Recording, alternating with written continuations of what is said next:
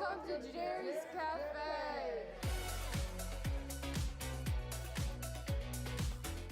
We are a destination cafe, and we offer craft food and beverages, meaning we make everything fresh on site when you order. And all of our food and our beverages are prepared and served by adults with intellectual and developmental disabilities. And then lastly, just say the name. Tom? There you go. Enjoy. My favorite part of working at Jerry's Cafe is definitely interacting with friends I've met throughout the years and the espresso machine. My co-founder Amy Philpott and I opened Jerry's Cafe for job opportunities. And a staggering statistic tells us that 80% of adults with disabilities are unemployed. I believe differently, and this is the place where our employees can work and feel proud and contribute and can see that they have value and purpose, and they are given the responsibility that anyone would be given in a job. And we expect nothing less than them to perform at their highest level. So we see great success in every single employee and their independence and their offerings and activities here at Jerry's Cafe.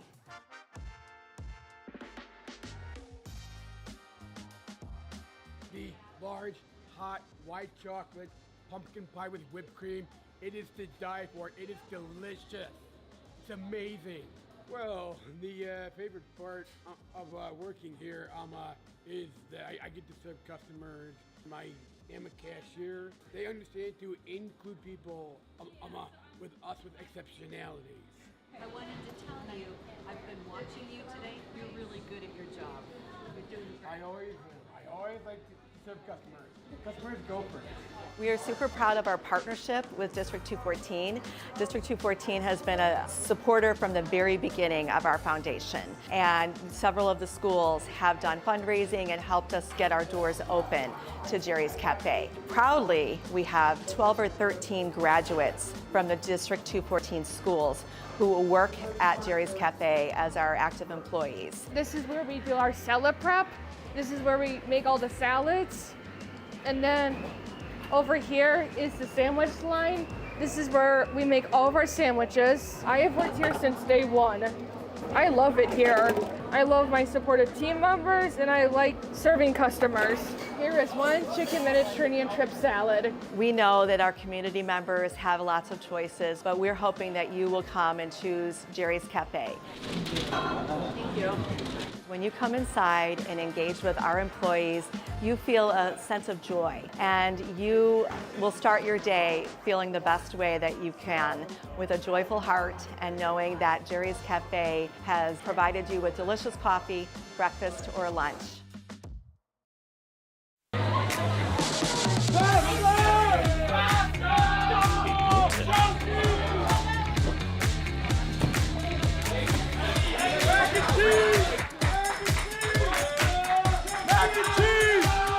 All right, welcome to our 55th year of putting together an incredible community service project through our SOS class here at John Hersey High School. As you can see around me, it is organized chaos, but it is an incredible day for our students to serve our community by packaging and collecting food that's going to be going to local food pantries in our area to support those in need. We're really happy to be able to do the food drive here at Hersey because it really just brings the whole school together, and we are able to help our community and bring the energy with everyone here. Take it out.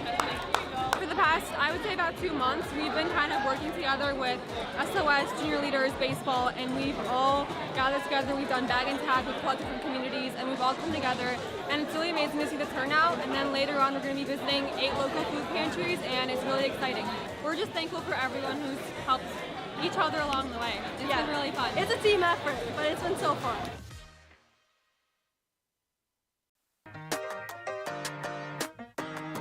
Prospect Marching Knights are heading to D.C. We're in Washington, D.C.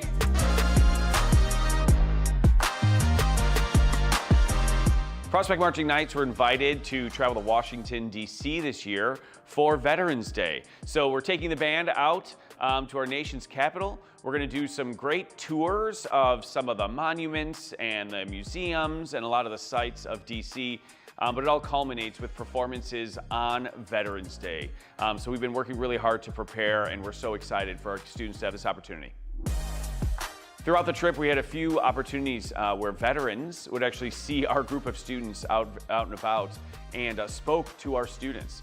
So in addition to touring these places, our students were able to actually interact with a number of veterans over the course of the trip, which kind of made everything a little more real and genuine and authentic. So our first day in DC was really impactful and gave our students sort of a big picture overview of the city and some of the history, and really set the stage for our performance day coming up.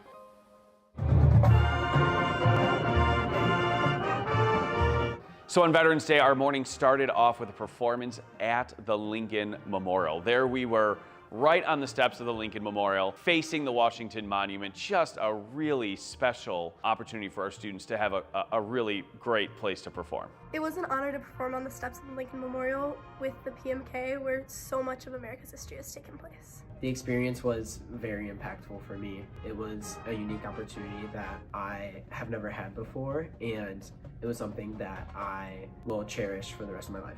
One of our students, Emily Pollock, was also asked to deliver a speech at the Lincoln Memorial. I've always wanted to help people, so I'm going to serve my country. More specifically, I want to become an officer in the military. Her speech was really wonderful and got a really great reception at the event. In fact, after the event was over, I had a number of veterans come track me down to tell me how great her speech was, and actually they wanted to meet her and take pictures with her because they were so moved by what she had to say. My father served in the Navy, and so he instilled in me the value of serving and caring for our veterans and those who serve us. And so being able to thank them today and place medals around their shoulders and welcome them home was really impactful for me as well.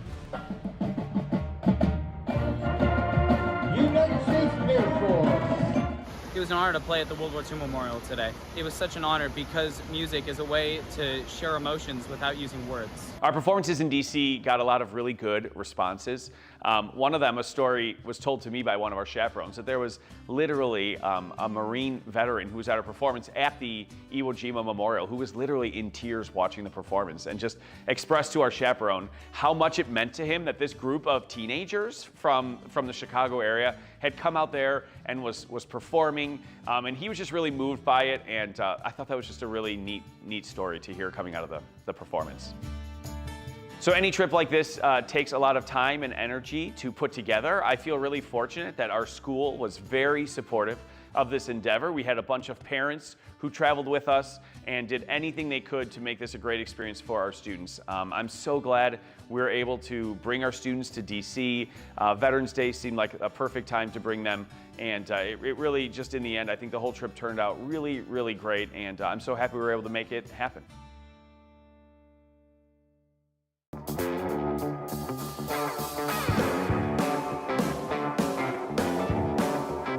We're super excited to have the 9/11 Never Forget mobile exhibit here at Hershey High School.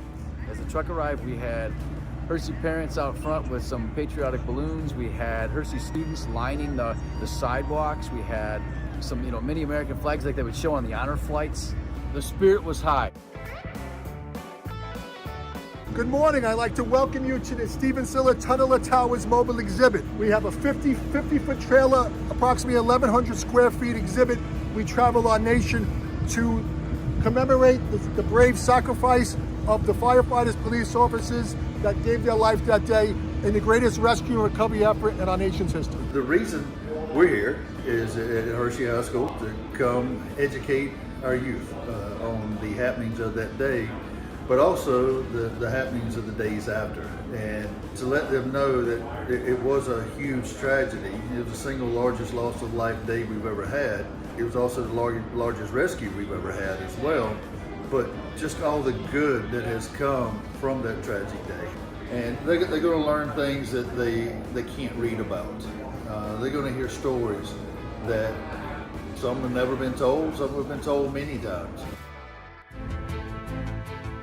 Stephen Siller was one of the 343 firefighters that died that morning.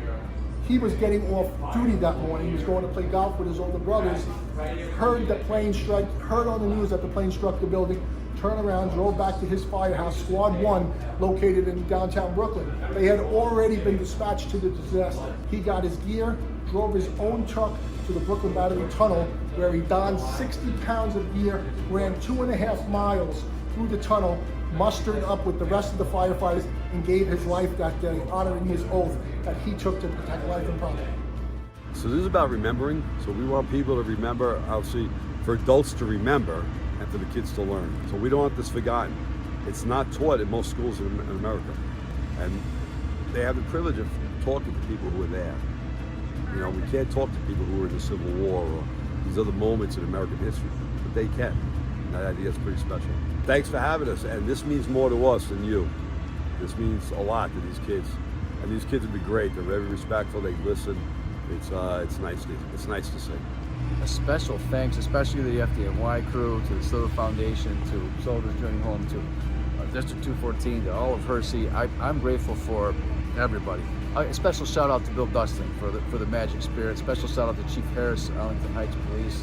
The coolest part about this project was there's like a whole bunch of people that were on it and did it. It wouldn't have happened without a whole bunch of people. The list is just too long, and to me, that's actually a good thing to celebrate.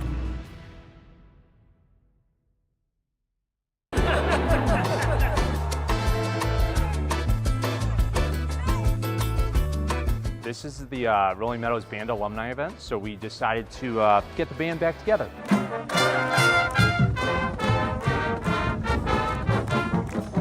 This year being the 40th anniversary of the Jazz and Meadows Festival, so it was kind of an opportunity to, hey, can we bring people back at homecoming? I had talked to some of the previous band directors, so that's Len King in the 70s, 80s, early 90s. We have Bill Jastrow and David Boggs from the 90s, and then of course Chris Booty, who retired several years ago. Those people set the foundation for everything that we have here. I'm giving you 100 Look at you. I'd have paid money to be here tonight. I really would have. It's one of those things that I'd pay money to be here. This is the band reunion where your closest friends were really at in high school. And so you're with your closest friends and regrouping after 40-something years and going, holy cow. Yeah. Mr. King is the reason why I'm here today, not just at the school, but what I do in life. I owe everything to Mr. Yes. King. If it weren't for him, I wouldn't have gone to college, and if I hadn't gone to college, who knows what I would be doing. You know, some of the stuff that we're doing right now is like we never stop doing it, you know, just to be around these guys again and just hanging out. 40 years seems like a long time, but it seems like it's kind of a short time too, you know? This is fantastic. I mean, I knew it was going to be good, but not this good. 52 of my actual students are in this group. I get a lot of feedback from them telling me how much they enjoyed the music program with me and how they appreciate music now for their life. That's really special because to know that they are still thinking about me and what we did here, it's just very satisfying. Well, I flew back, and I'm glad I did, you know, especially to see Mr. King. He meant a lot to us. He just brought in the jazz, and I mean, we had world-class, you know, experience that most kids never would have had, you know, a real depth of exposure to great music because of Mr. King. So I'm glad I got to see him. It's so fun to be back, though. I love it. My family's here. They're so excited. So is my family. Yeah. My son's here. My husband's here. So Yeah. it's really great. If you are on the fence of coming, debating about whether to come or not, you should definitely come next time. It feels like a long time ago, but in some ways, like you never left. Like I'm like, okay, we're gonna go march over to the stadium and we're gonna play for the football team. So yeah, okay.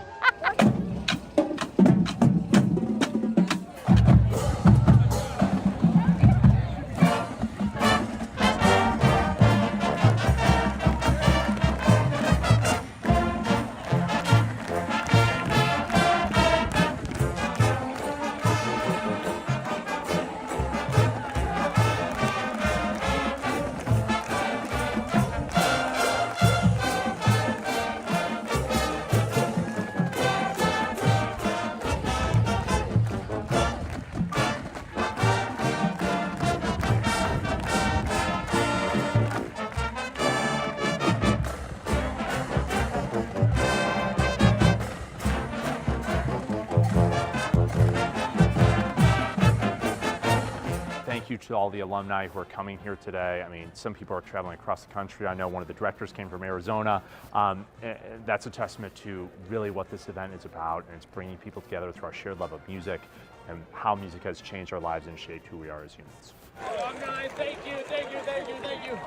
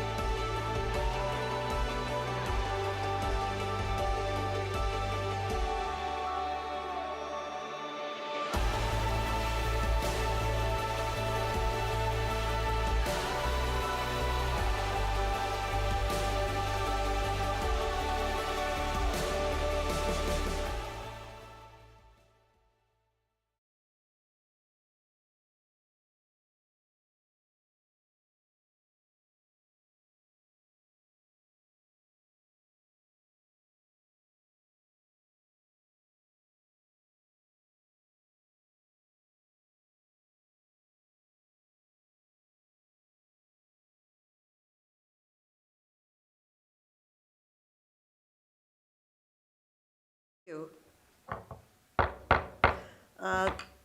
Good evening. Let me call to order of the Committee of the Whole of Township High School District 214 for Thursday, April 10th, 2025. Ms. Keys, can you please call the roll? Dessling. Here. Fiorito. Here. Heineman. Present. Palmer. Rauch. Here. Walker. Here. And Kreutzer.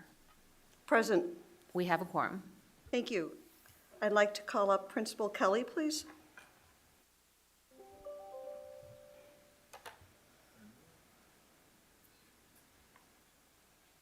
Good evening, everyone. My name is Megan Kelly. I'm the incredibly proud principal of Rolling Meadows High School. Is that on?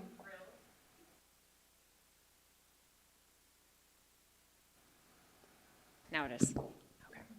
Good evening, everyone. I'm Megan Kelly, the incredibly proud principal of Rolling Meadows High School. I'm thrilled to be here this evening with several of our outstanding Mustangs who are representing our school and are going to share a little bit about their organization, United Young Sisters and Brothers. So I'd like to welcome them up.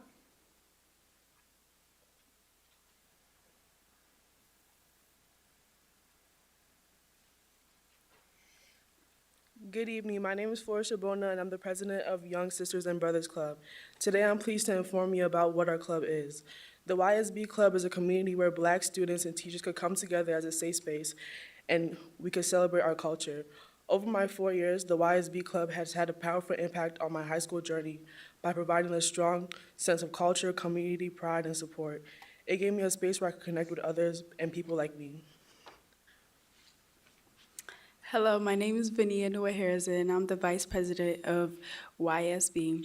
This club has impacted me in many ways over the 4 years of high school, one of them being this club has helped me find my voice and has helped me challenge myself and put myself in positions of leadership, aka being Vice President, and it has also helped me with my communication skills as well. Hello, my name is Valen Kavije, and I'm the treasurer of YSB. Throughout my years at Rolling Meadows, I have learned more leadership skills and also how to manage my time efficiently as well with this club. YSB has gave me a safe space where I know I'll always feel comfortable and connected to my peers.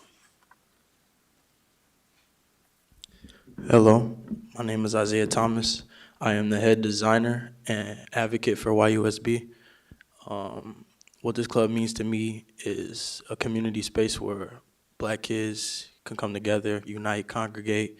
We let our ideas flourish, and we just build upon each other's character and everything. And today, some of us sporting hoodies that I created for the club and the broader community, and this is the merch. So I appreciate it. It's a good thing being here, and thank you. Okay, you got it. Students, you got to lead us in the pledge.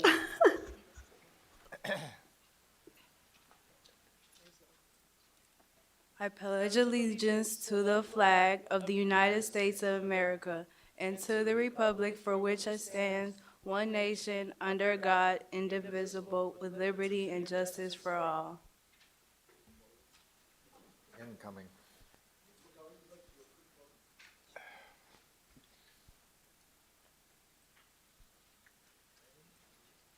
Thanks, guys, for coming.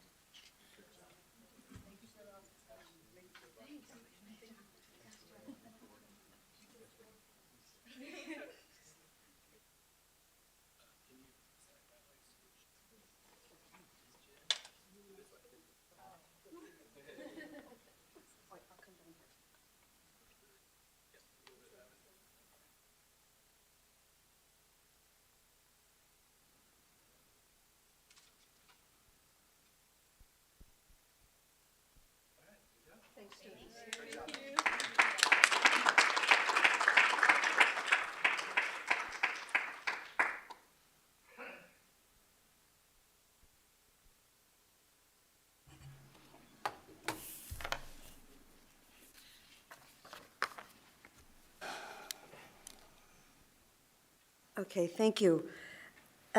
Next is the approval of the agenda. Can I have a motion and a second, please? So moved. There's been a motion and a second. Please call the roll. Fiorito. Yes. Walker. Yes. Dessling. Yes. Heineman. Aye. Rauk. Aye. Kreutzer. Aye. Motion carries 6-0. Thank you. Next on the agenda is approval of the minutes of the open and closed meeting for March 13th, 2025. Motion and a second, please. So moved. Second. Motion and a second. Any additions, corrections? Call the roll, please. Heineman. Aye. Rauk. Aye. Dessling. Yes. Fiorito. Yes. Walker. Yes. And Kreutzer. Aye. Motion carries 6-0. Thank you. Next on the agenda is public comments, and I do have two people. Before I call the first person up, let me read this, please. The Board of Education and the district value comments from the community at our meetings as well as emails. We appreciate everyone appearing before the board and treat all with courtesy and respect. The Board of Education asks each person to please limit all of their comments to 3 minutes. However, several people want to address the board on similar topics. The board president may limit the time to 2 minutes per person. The public comments agenda item will be the only time that the Board of Education will hear public comments during meetings. Although comments may be made on almost any matter related to the operation of schools, comments will not be allowed identifying individual students or staff members. As this is the Board of Education business meeting, the board practice is not to respond to public questions or comments at this time because this is not an open-ended forum. However, we do listen carefully. If requested, a written response will be provided. Please ensure that Ms. Keys has your full name and address on the sign-up sheet. To be fair and consistent to all addressing the board, the same protocols and procedures must be in place for everyone. On the podium, the green light indicates your time has started, the yellow light indicates 30 seconds remaining, and the red light indicates 3 minutes have expired. Please come forward to the microphone and clearly state your name for the minutes. The first name is Ronald Stolberg. Yes. Ronald, welcome. Yes, I'm Ronald Stolberg. Over 30 years ago, US FDA concluded that red number 2 was harmful to be used on our skin outside our body, like in shampoo or makeup.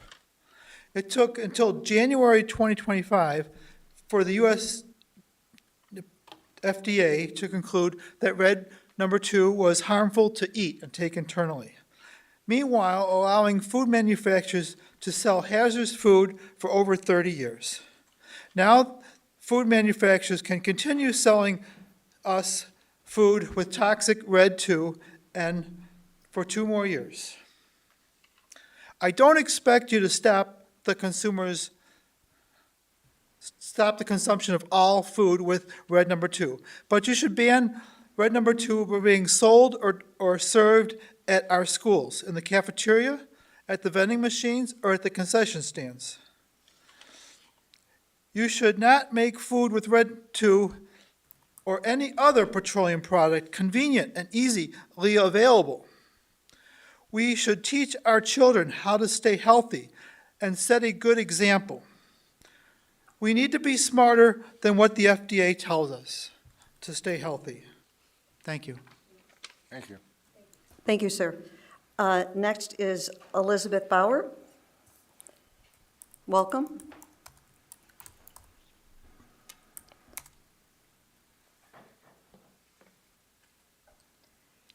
All right, hi there. I wanted to address a couple issues since it's been a while since I've been at a board meeting. First of all, I am aware that Ms. Kreutzer, as board president, as well as Mr. Rowe and Mr. Lopez, have all signed witness slips in opposition to the pending legislation that would make it harder for students to receive PE waivers. And even though I admit that I myself having trouble wading through the legalese to sort it out entirely, as a parent of 3 sons in band, I know how helpful it was to have that waiver to manage the academic workloads, and all the more so for students who want to enroll in an additional class to be able to take all 3 of a language, a fine arts, and a career class. So I was grateful to see that you were lobbying against this, and I hope you persist in that, as well as adding to your concerns HB 2942, which would prevent students from carpooling and prevent many students from being able to participate in after-school activities when they depend on a friend or a classmate to help them get home afterwards. My second concern is with the potential for bonds to fund construction and ongoing maintenance projects. Even though it's true that Democrats won numerous local elections, you surely understand that there is still no appetite for tax increases. District 23 lost its referendum for a tax increase which would have funded new classrooms. District 25's earlier referendum won by a very slim margin, even though it was cast as a means of providing all-day kindergarten. Any proposal by D214 to increase taxes or issue bonds will not be well received, and that's all the more so because we can see that you have been repeatedly increasing spending on special programs, attending ribbon cuttings, celebrating new classrooms, or yes, by giving speeches at the Midwest Regional First Robotics Competition, which was a lot of fun, don't get me wrong, but it costs a lot of money. To now come hat in hand asking for more would be the equivalent of taking the family to Disney to gain their love and then having to take on a second mortgage to repair the roof. You all owe your seats to the repeated insistence to the community that the district has been fiscally responsible. If it turns out that this has not been the case, each of you should resign, honestly, and apologize for making false claims. I can only hope that the $865 million is an exaggerated amount from consultants who want to appear to have earned their fee. I was also concerned by some of the statements that I heard in watching that meeting. One of you suggested that you could get community support by dazzling them by going big. Another suggested not having polling in the sense of trying to understand what the community feels, but you asking leading questions to try to promote adding those bonds. That's not right, that's not appropriate. And again, we're not Stevenson High School, we're not New Trier High School, we're a district that has lots of retirees and lots of working class families, and their needs and concerns should be respected. Thank you. That's all that's signed up for public comment, and so we're going to the first action item, strategic plan. Dr. Rowe. All right, I feel like we've been waiting and working our way toward this moment for quite some time. It has been over 2 years for me that I've been talking about a strategic plan, but we've been actively working on it for a year with our wonderful partner Deliver Ed. So Rebecca is here to kick off the presentation tonight and just set the stage of what we're going to do. This will be a pretty lengthy agenda item because it is a very big deal. I need a motion and a second, please. So moved. Oh, there's been a motion, a second. Thank you. All right. So this is a big deal. It's a momentous moment for the district because the presentation this evening and the conversation that will ensue will really help shape the areas of focus and give us our North Star of where the district will be focusing our efforts and our attention for the next 5 years. This is a 20-year vision with a 5-year step one implementation that we then intend on renewing to just refresh and ensure that we are aligned with that vision still. So with that, I'd like to hand it over to Rebecca. She's going to set the stage with the work, as well as, given the fact that this is the first strategic plan this district has had since the late 1980s, we thought it was appropriate to just talk a little bit about how to lead with a strategic plan from the board seat so that we can not only focus on our implementation plan, but then also how do we all engage with it from the different roles that we have in the district. So Rebecca, thanks for being with us. I'll hand it over to you. Absolutely. Yes, hi. Rebecca Davis with Deliver Ed. Have been thrilled to be part of the partnership working for the past almost year now on the plan and the various pieces that went into it. So what I'm going to do is I'm going to start by talking a little bit about the process, a little bit about the purpose, why we're here, before I hand it over to the team to talk about the amazing work that's in the plan. Excuse me. Many of you have seen me before. Many of you I have seen in our various work streams. We've been working through many phases to try to get to this point. So we started with a deep review of what's going on and what stakeholders are feeling across the district. We brought together an incredible steering committee, including 2 of your colleagues, to really dig into what that might mean for a long-term vision, for a portrait of a D214 graduate, and what the outlines of a strategic plan for the next 5 years could look like. And then we spent the last few months working with strategy teams, district leadership, and those doing the work to really piece together what that actually looks like in practice. Those are great ideas on paper, but what was that actually going to take to make that happen? And so here we are with a plan to tell you today, but you'll see there's still part ahead, and that's the most exciting and important part, which is doing what we said we were going to do. And so a lot of what I'm going to talk to you about the process is how we got here, but also where we go from here, which is actually doing the work. More important, I would say, than even the plan itself. But we're thrilled to share this plan because it's not just the brainchild of a couple people in a room. We've worked with stakeholders across the district intentionally and proactively for months at every step along the way, trying to get as many voices and perspectives as possible so that what we're coming to you with today is the best thinking across a variety of perspectives. I guarantee everyone will find something in the plan they wish was different, but hopefully everyone can also see themselves in this plan because we've talked to so many different people to get here. And again, looking ahead, there's unshaded version we haven't even got to yet. As we implement, we're going to continue to learn. How is this feeling? How is this landing? Is this doing what we thought it was going to do, and getting that feedback over time? We call this a living plan. It may look beautiful. In fact, I think it looks gorgeous, but it should be marked up with pencil and ink and coffee stains if we're doing it right. And we should be constantly coming back to, is this getting the impact we want? And if not, what do we do about it? Which brings me to the next point, and I know there's a lot of text, so let me just tell you, we're going to come back again and again. This is not the last time you're going to hear about the plan. First and foremost, when you hear from your leadership in a minute about what's in it, one thing that's not in it yet are the numeric targets we want to work towards. We believe strongly we need numeric targets. How are we going to move these metrics we care about? But we want to take this summer to gather some critical baselines and make sure that we're really setting realistic and ambitious targets. So we're coming back in the fall to you with those numbers. So what you have here is the work we want to do, how we want to do it, and we're behind the scenes working on what exactly that'll translate to for numbers. So this fall, we're going to come back to you with those. We're also coming back to you with a calendar, and that's a commitment of when and how we're going to live out this plan. How internally the team's going to be reviewing it, and importantly, when you, as the board and as the community, can expect to hear updates about how we're doing. Because again, the plan is the first step. We have to now do the work, and we want to make sure we're transparent about that.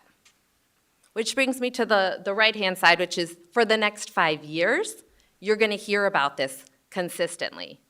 Here's an update on what's working, what's not, and what we're going to do about it. Here's an update on what we're hearing from our stakeholders about how this strategy is landing and how we can do it better. We're going to be coming twice a year to report out in a formal way to the board, and probably more frequent than that in anecdotes and updates across the various things happening.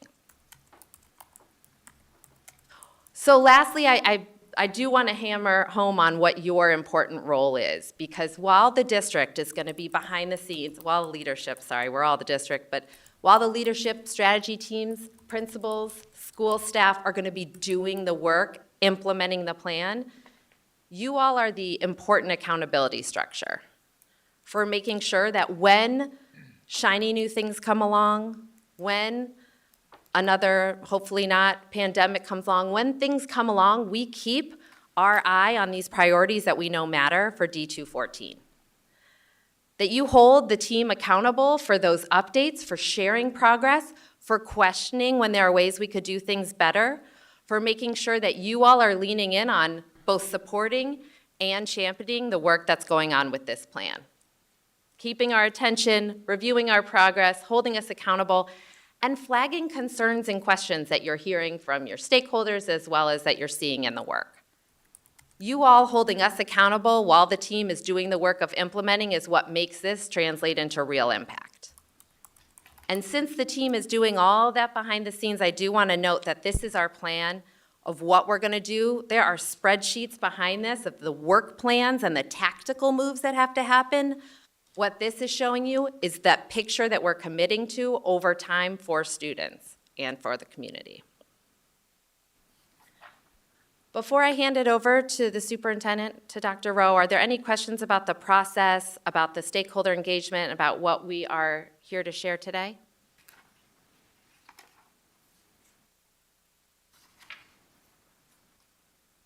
All right, I'll hand it over to you, Dr. Rowe, to take us through the content of the plan.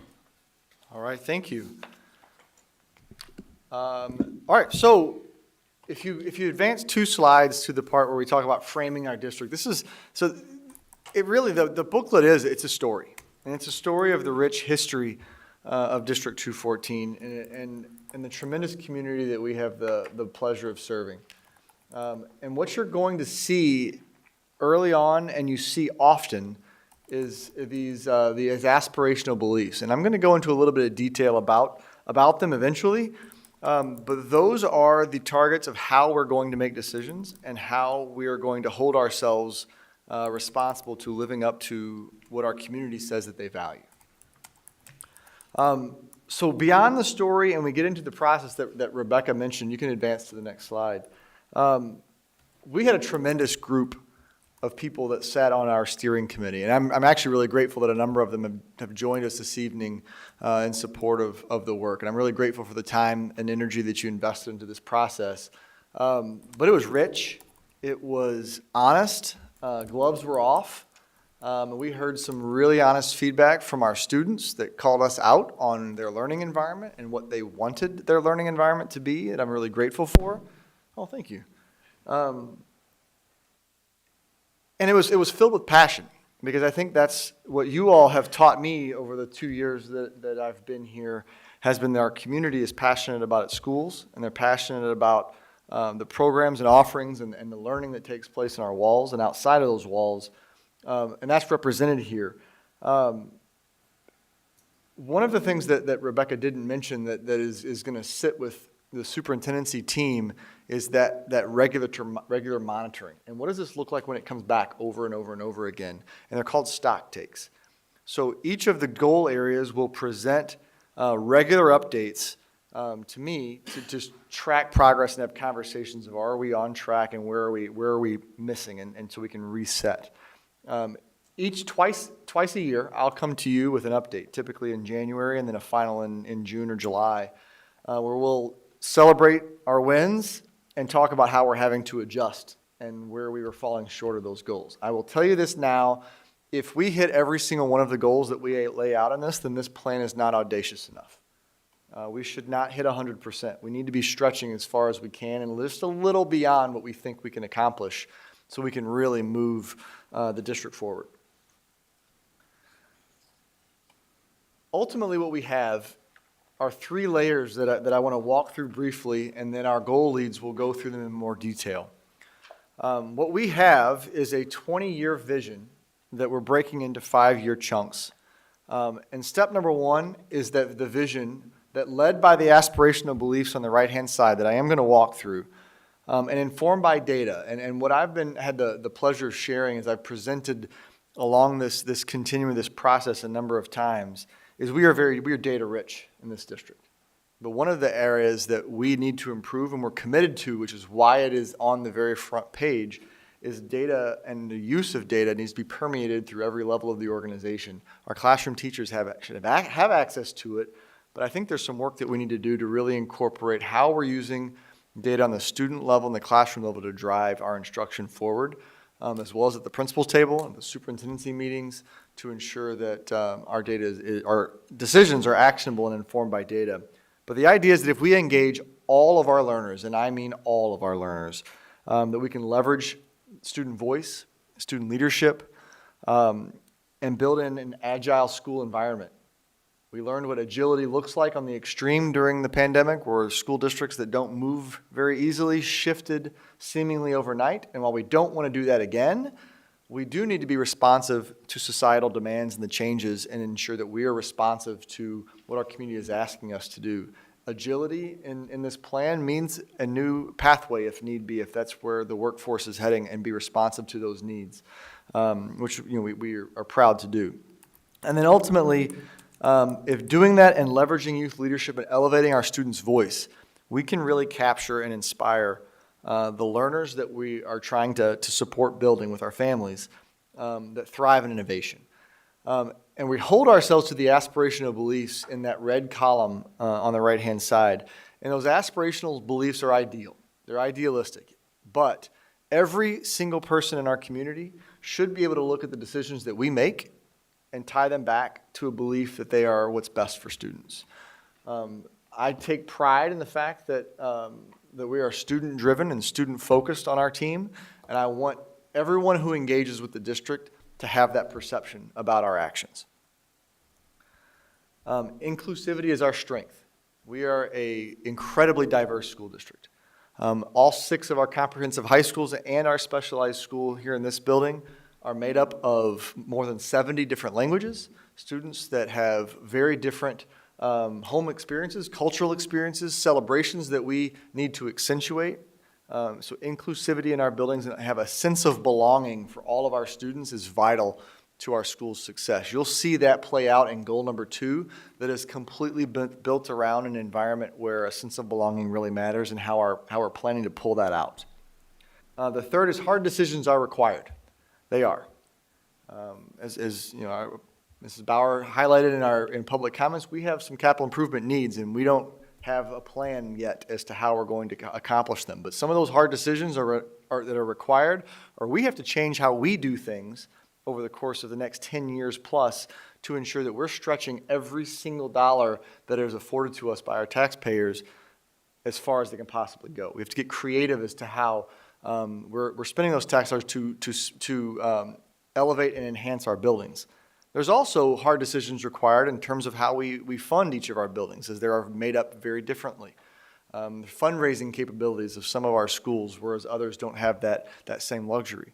And funding of all of our buildings. Should our buildings be funded exactly the same way? Should we look at certain programs should run in some buildings where they're not in others, whereas most school districts that have multiple high schools fund them exactly the same?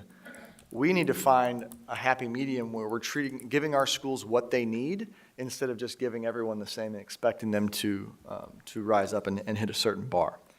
I mentioned agility. Agility is non-negotiable. We have to find a way as a large organization to move with the times and be responsive to societal demands. And then finally, a shared vision is our way. And I want to highlight this one because you're going to see this play out in goal number 1 repeatedly, and is probably our most important first step. I remember vividly before, in that window of time before, after I was approved for this role, but before I officially started on July 1, there was a lot of conversation around coursework in our buildings and the differences of those coursework and how they're built. And the 6 different comprehensive high schools that have 6 different personalities and are made up of different communities and 8 different villages that contribute, that make our school district unique. Yet there are some things that just need to be the District 214 way of doing things.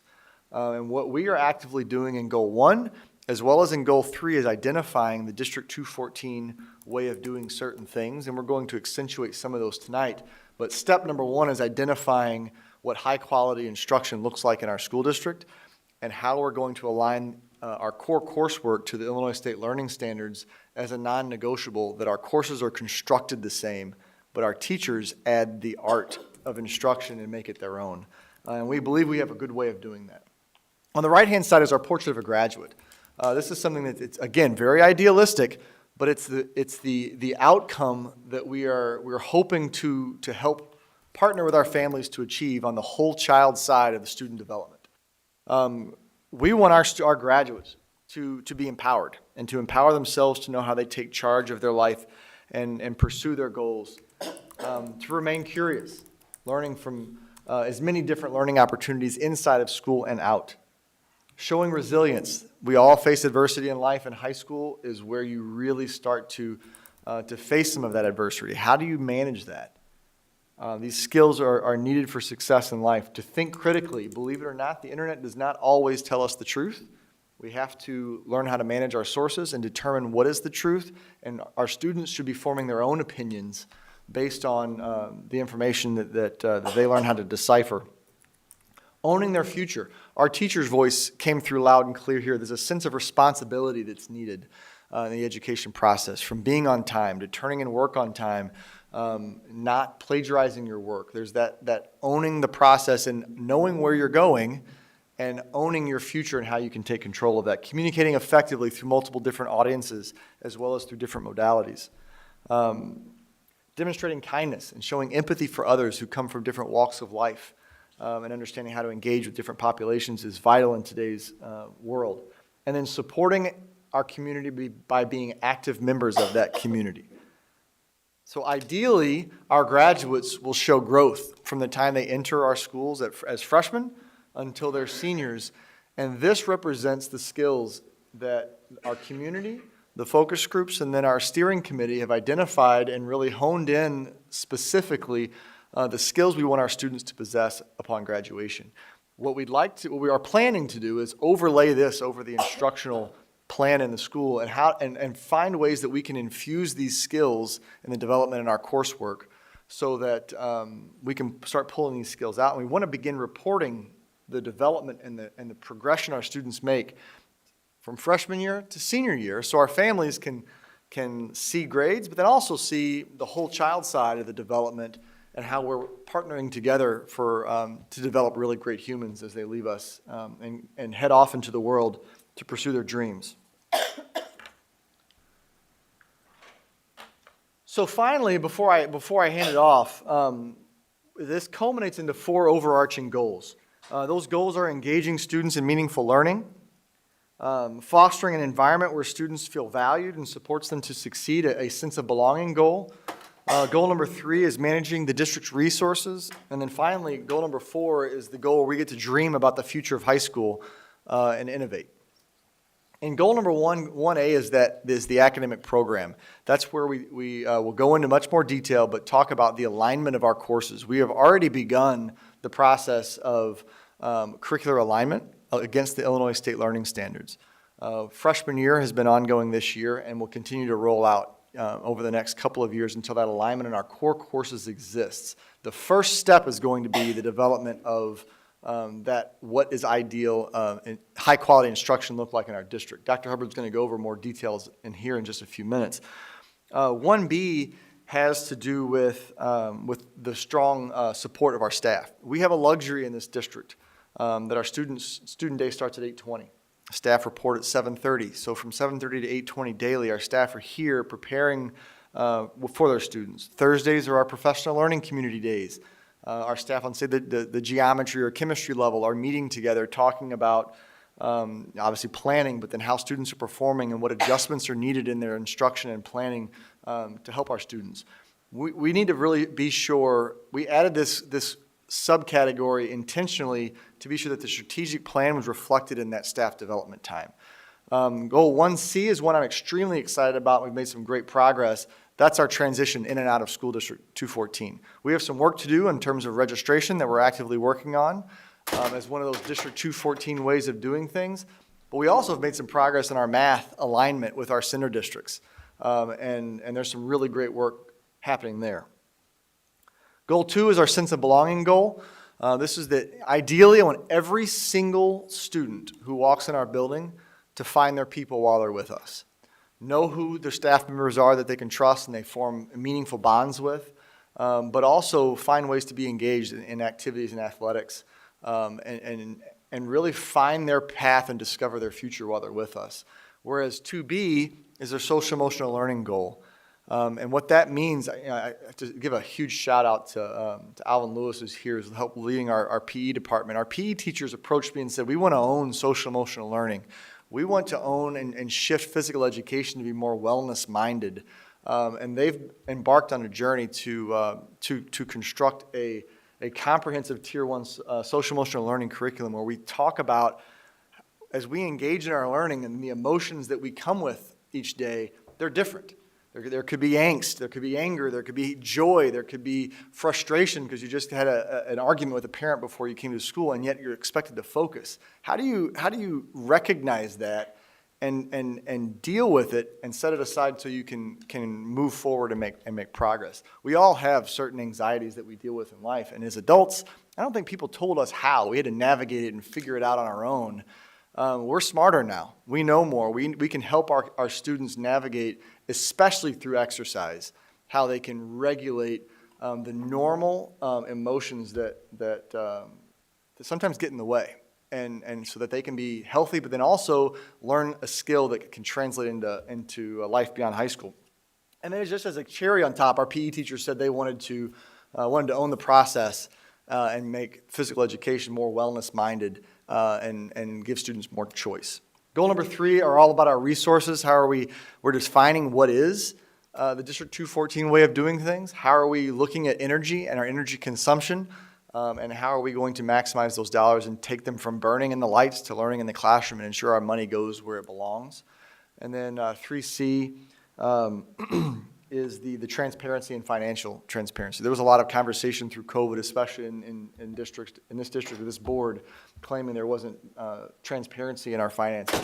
That didn't sit well with you all, and you told me that's something that you wanted to really take hold of and ensure that the curtain is pulled back and our community feels confident in how we're spending our tax dollars.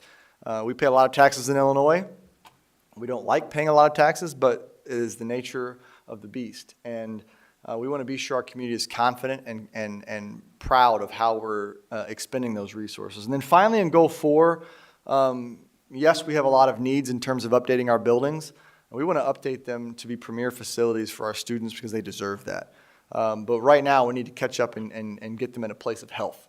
But we want to imagine what that can be, and the facilities of the next 40 years will be in partnership with our students, our staff, and the community, so that we can continue to be hubs that they're proud of.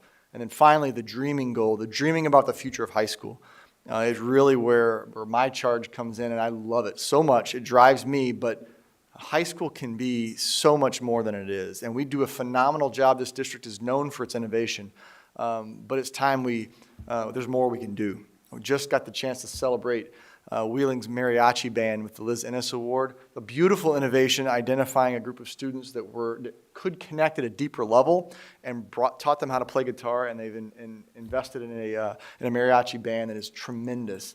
And it's hooked a whole new group of students at a deeper level to their school, and we want to accentuate and be intentional about elevating that work. So with that, and hoping that my preview didn't take too much of the thunder of what they're going into. This is like the 13th time I've done this part, so hopefully, Dr. Hubbard, I didn't take too much of what you were going to talk about. I want to invite Brad Hubbard up, who will take over on July 1 as our Associate Superintendent of Teaching and Learning. And Brad will be responsible as goal lead for goal number 1. And he's going to walk us through the details behind goal number 1 and the strategies, some of the specific things that you're going to see. And along the way, the themes that you're going to see is goal number 1 is where we're looking to inspire our students to be lifelong learners with really enriching and tremendous work in the classrooms. In goal number 2, we're looking to connect and build that sense of community. Goal number 3, align our practices across the district. And then finally, innovate in goal number 4, to continue to make District 214 a wonderful place to live, learn, and connect with the district with our students in mind. So with that, Brad, I'll turn it over to you. You sure you're on a roll? You want to keep going? I love this. I'm excited about it. Thank you. Good evening. As Dr. Rose said, my name is Bradford Hubbard. I'm incredibly proud to be the principal at Wheeling High School, but I'm also honored and humbled to be transitioning into role of Associate Superintendent in July. And one of the major components of that transition has already begun in the work around the strategic plan. And I've got a couple of things that I just wanted to share before we dig into some of the details, and then certainly happy to answer any questions that come up. First, I think it's important to note, and it's probably obvious, but the goals are numbered. But they're certainly not numbered in order of importance, in order of how we view them. I think I'd be remiss to say that the teaching and the learning are the most important things that we do. Really, the most important things that we do are embedded in goal number 2 around building relationships and providing support for our students, and sometimes more importantly, providing the right supports and conditions for our staff to do what they do best. And so I wanted to preface the unveiling of goal number 1 to articulate we're clearly and keenly aware of how important goal number 2 is and how important creating the right conditions for students to thrive is. What you'll see in the goals is, I think Rebecca alluded to this, I view it kind of as an iceberg. And this isn't the tip of the iceberg, this is maybe like half of the iceberg. What you're gonna see tonight is the goal, the metrics, some of the key strategies, and some of the key timelines. But really, we have stood up additional appendices and spreadsheets that get a lot more detailed in terms of some specific milestones, action steps, detailed timelines, resources that are going to be required in order to champion this, the human resources, most importantly, the people, the tools, the ideas, and then a lot of sub-metrics that will be overlaid on top of the bigger metrics that we're monitoring. And so that's an important piece. I would say that I'm humbled to be sharing goal number 1. This is certainly, and not anything that I created. This was the work of an incredible number of people over the course of this process. I'm proud to be the goal lead, but really importantly, each of these strategies or these priority strategies have leads themselves. And I'd like to thank Kiana McNeil, Gabriella Stetz-Jackson, and Dr. Laz Lopez, who served as leads for each of the individual strategies.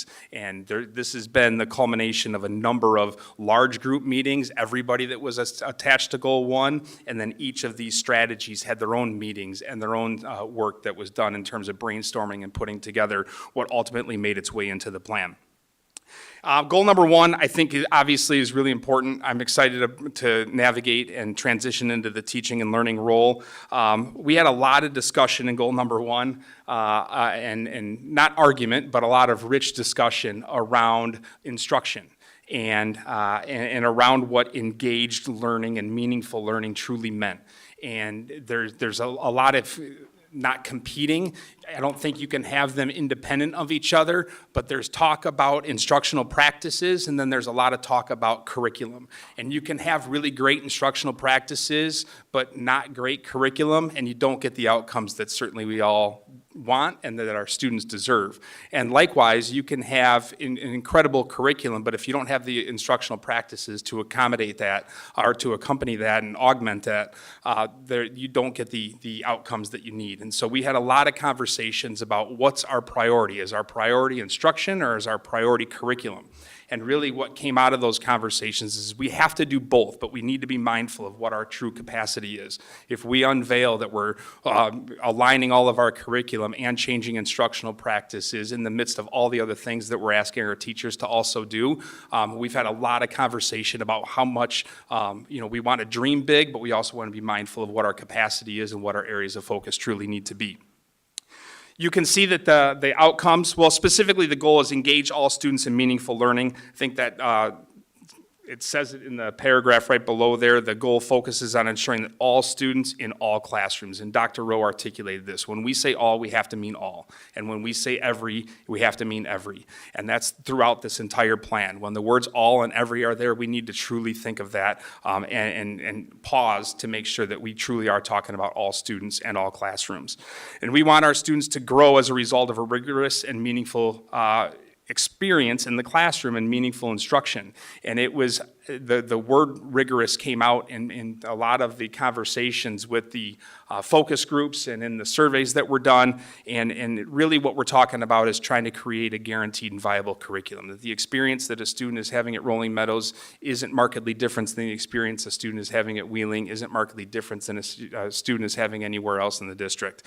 And we want to talk about that guaranteed viable curriculum that's aligned to the standards, like Dr. Rose said, and then relying our absolute incredible staff to really infuse the art of teaching and make their learning spaces what they really are, but make sure that it's predicated on a detailed, a specific, and an aligned curriculum.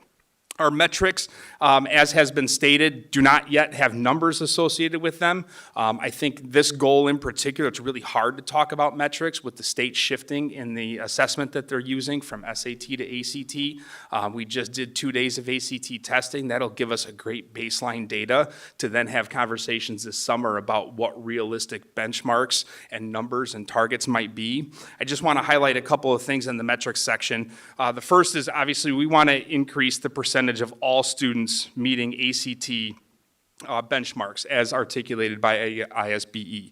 And so we want to make sure that students are hitting the targets to making sure that they are indicating that they're college and career ready. And then the goal right below that, or the metric right below that, is focusing on checking in to make sure that all student groups are also meeting benchmarks and showing growth. I think those are two different things that we need to be very mindful of. Hitting benchmark and also demonstrating growth. Both are equally as important, and we have to make sure that we're monitoring and checking in on both of those. And when we talk about groups, I think it's important to always disaggregate our data. We want to look wholesale how we're doing as a school and as a district, but it's important to drill down and look at individual groups based on gender, race, socioeconomic status, language proficiency, students with different abilities. Those are the types of student groups. We want everyone to be growing. We want everyone to be reaching benchmarks. And so we want to create data points that allow us to measure the growth and the targets that we have around those benchmarks.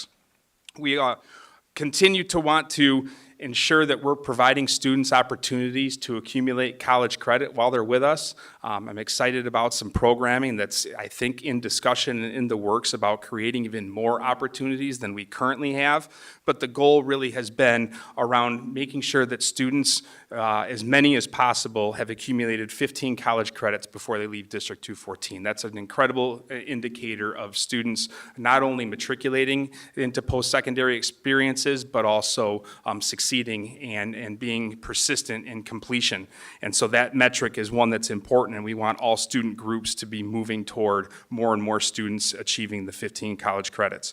And the last one that's in terms of the metrics is increasing the measurement of the students achieving the skills outlined in the Portrait of a Graduate. I think that's going to be a committee that you'll see here in a little bit that's going to be stood up. How do we measure those things? Those are really important. Some of those are at times hard to key in on and figure out whether or not a student has really developed the necessary resilience to pursue whatever they want to pursue after District 214.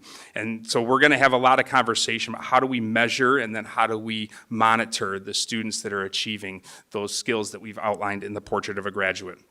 You can see that goal number 1 has 3 priority strategies. The first one is enhancing instruction for all students aligned to clear district-wide vision, supported by high-quality practices.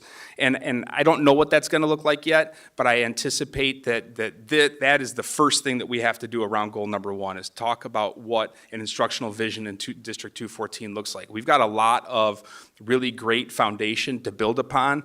We've got Redefining Ready. We understand that we're trying to ensure students have experiences while they're with us that's going to prepare them for life after high school and whatever their post-secondary plans are. I anticipate that our instructional vision is going to include a focus on experiential learning, project-based learning, making sure that students are creating and not just sitting and getting, that we're fostering critical thinking, and that we really are focused on that continued focus and preparation around college and career readiness. As we look at strategy 1B, it talks a lot about this idea of making sure that the staff have the support, the professional development, the skills, the tools, the resources to be able to implement that instructional vision. And so when we talk about making sure that we've got sustained and differentiated professional development opportunities for our staff members come in with all sorts of areas of expertise and degrees and experiences, and we want to make sure that we have a robust professional learning plan and the professional learning opportunities to make sure that the teachers have what they need and the tools that they need to be able to carry out the instructional vision in their classrooms. And the last one, as Dr. Rowe already talked about, is the strong transitions into high school and out of high school. And a lot of that work has already begun.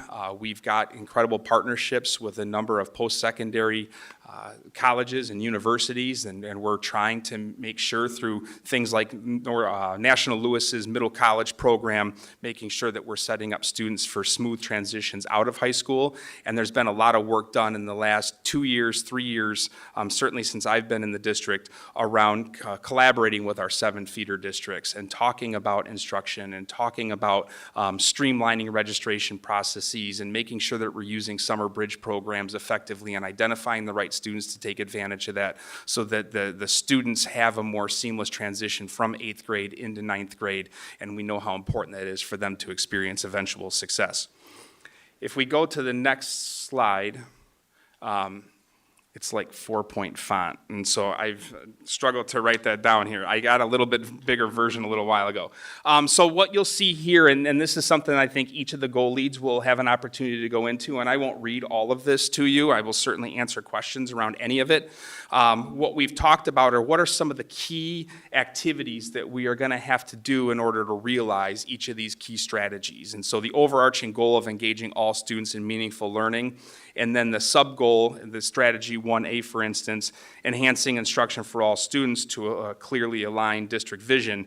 What do we need to do to establish a district vision? Then how do we align our curriculum to that? And so what you'll see in the key activities, and I'll talk about some of them, that's going to be, those are the big things that we have to do. And like I said, under that iceberg, the part of the iceberg that's under the water are all the detailed plans around a lot of the micro activities that we have to do and the resources that we're going to need and the time that it will take to really allow us to realize what it is that we want to do.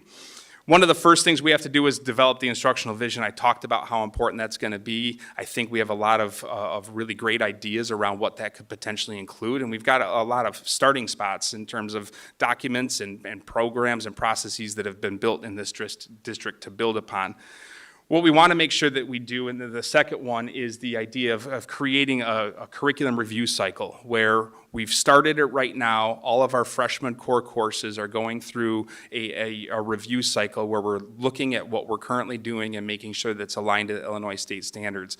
Once we're able to do that, and then we have conversations about aligning some potential common experiences, if we're going to agree upon a certain class writes a certain number of essays, a certain science class does a certain number of labs or certain types of labs, we want to make sure that we've got the resources in place, we've got the experiences in place, eventually we'll have the assessments in place, and then what we have to do is make sure that we continue to revisit that. Materials need to be revisited, alignment standards may change, we need to make sure that we're staying up to date. And so establishing a curriculum review cycle that will allow us to look at the curriculum, the standards, how successful our students are being, what kind of materials we need, what kind of resources they need, what kind of experiences they have, and what kind of assessments we're using. And I think it's really important that we get to a place where that curriculum review cycle incorporates student voice. And I want students at the table as we look at what freshman biology looks like so that they can tell us what their experience was like and they can tell us where they may need to shift. And I think that we are creating partnerships so often with community partners and industry partners that could also potentially have a seat at the table or an opportunity to provide us feedback on what we need to be making sure that we're infusing into our courses. And so that curriculum review cycle, I think, is really important. Define instructional practices, beliefs, and expectations, aligned professional and personalized system of assessment, which is going to be important. And then that last one that's there is a big one, is how are we going to create and implement a way of measuring student attainment of the skills that are articulated in the portrait of a graduate. Those are key pieces. What you'll see on the right-hand side is just a guesstimate right now. As Rebecca said, this has got to be something that's going to have pencil marks and pen marks and highlights. Eventually, we will get to a place where this will all be marked up, I think. We took our best guess as to how long each of these things might take and what we needed to start with to make sure that we experience success. So the darker bar on each of these is the time in which each of these key activities would be an area of focus or work that's happening in earnest. And we want to make sure that first and foremost, we get that instructional vision out. And then you'll see that the lighter shade is when there's some ongoing work. It might not be the area of focus, but it's ongoing. And truthfully, a lot of this is year one on here. There has been a lot of work done actually in year zero, which I'll call year zero, what we're doing right now around the collaboration of our freshman core courses, around the articulation with our feeder districts, specifically in math, and a lot of that stuff has already begun and will continue to work. And so we tried to highlight what needs to be ongoing and then in each of these years to make sure that we're being mindful of what our true capacity is and what we're able to truly achieve, what years certain things would be certain areas of focus. And I'm certain that this will change, and we have more detailed timelines in a few other documents that we're using internally, but it continues to shift. No, we need to do that first. No, we need to do this first. And that will continue to evolve and be something that makes this plan really a living plan. The second strategy talks about the development and around staff support and professional development to make sure that our staff are equipped and have the capacity to help us carry out the vision. And that vision that's created in strategy 1A will be the vision that will really inform the practices and the professional development we build in strategy 1B. We want to make sure that we have a current threshold or a current idea on what our current professional development plan is. This district offers incredible professional development. We have a teaching and learning department, a professional development department.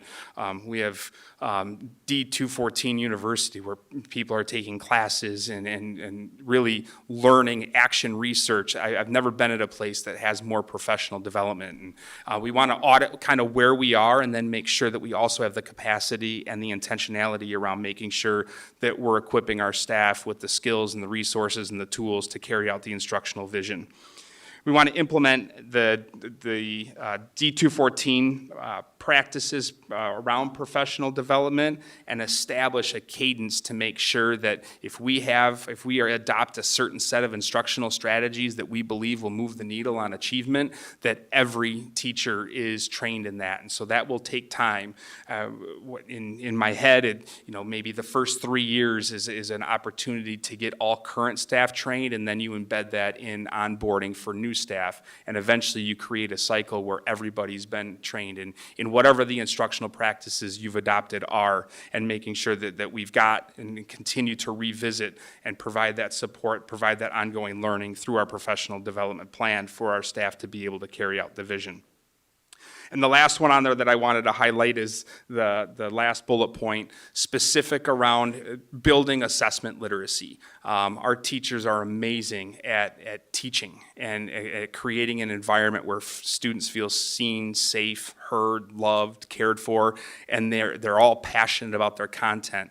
And one of the things that can be tough as a former classroom teacher is how to write a good assessment. And I think at some point, once we get the curriculum aligned and we understand what instructional practices we believe will move the needle best for our students, we have to figure out the right and best way to assess, and then utilize that assessment data to figure out where we need to make adjustments in our instruction or in our practices or even in our curriculum. And writing assessments might not be everybody's forte, and so it's going to be some work. There has to be some intentionality around building the assessment literacy of our team and of our staff to make sure that we're able to write assessments or find assessments that measure what it is we want to measure, but then also utilize those assessments and the results of those assessments then to go back and revisit our curriculum, revisit our instructional practices. And the last one I probably spoke too much about already, around these transitions. I stole my own show when I was talking on the last slide. We started a lot of this in year number 0, where we've created some joint working groups around middle school math and how that transitions into high school math. We're talking about summer bridge programs, but really creating working groups to talk about academic expectations, instructional practices, and making sure that we've got the right support structures in place for students as they come. That 8th to 9th grade transition is so incredibly important, and specifically student performance. First semester of 9th grade is incredibly indicative of how much success they will experience in school. And so the more intentionality we can have around the transition and around support of students as freshmen, the better off all of us will be. And then you can see in years 2 and 3 and then 3 through 5 what we want to continue to focus on, building our transition academies or bridge programs, and then having possible opportunities for peer mentoring, ongoing progress monitoring, and bringing families into the fold to make sure that what we're doing and the conversations that we're having with the feeder districts really is truly preparing our students for their experience once they get here. The streamlined registration processes truly have already begun. We're changing a registration process for this year to try to make it more accessible and easier and more supportive for families, but the more we can do that, the more welcoming it is. When my first foray, I have a freshman in high school, I do this for a living, and registering her last year was one of the most challenging things. I couldn't figure out anything we were supposed to do. And yet I do this, and we expect other people to do it. And so we want to figure out how to streamline streamline registration and make their a family's first experience with us as welcoming and inviting and as smooth and easy as possible. And that's something that we can continue to shore up, and we've already had a lot of conversations around.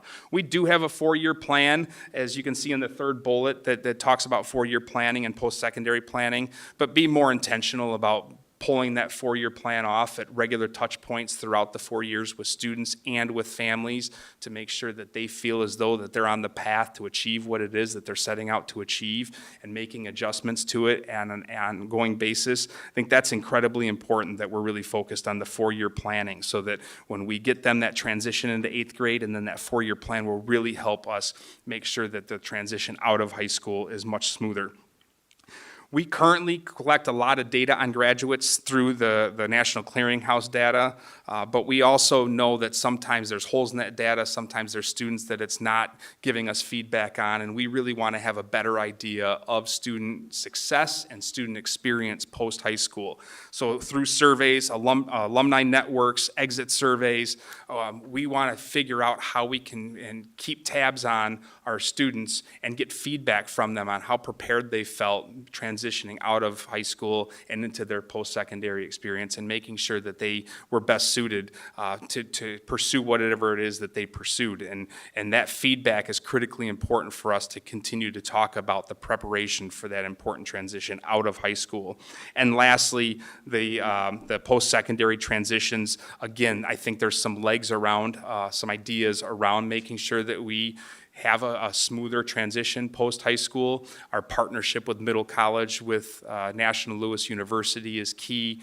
There's been some preliminary conversations with some community or some college partners about either providing more opportunities or even providing more permanent opportunities for some college counseling or some college advising to happen with college counselors and college advisors in our buildings, specifically as it relates to the Harper Promise, for instance. How can we get more students to take advantage of an absolute incredible partnership and resource that's available to them?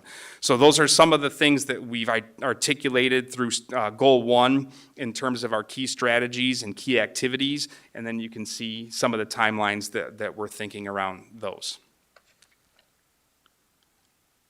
Not sure, do we do questions now, or is there something else you want me to talk about before we go to board Board questions? members, you want to? Questions? Yeah, I got two. Okay.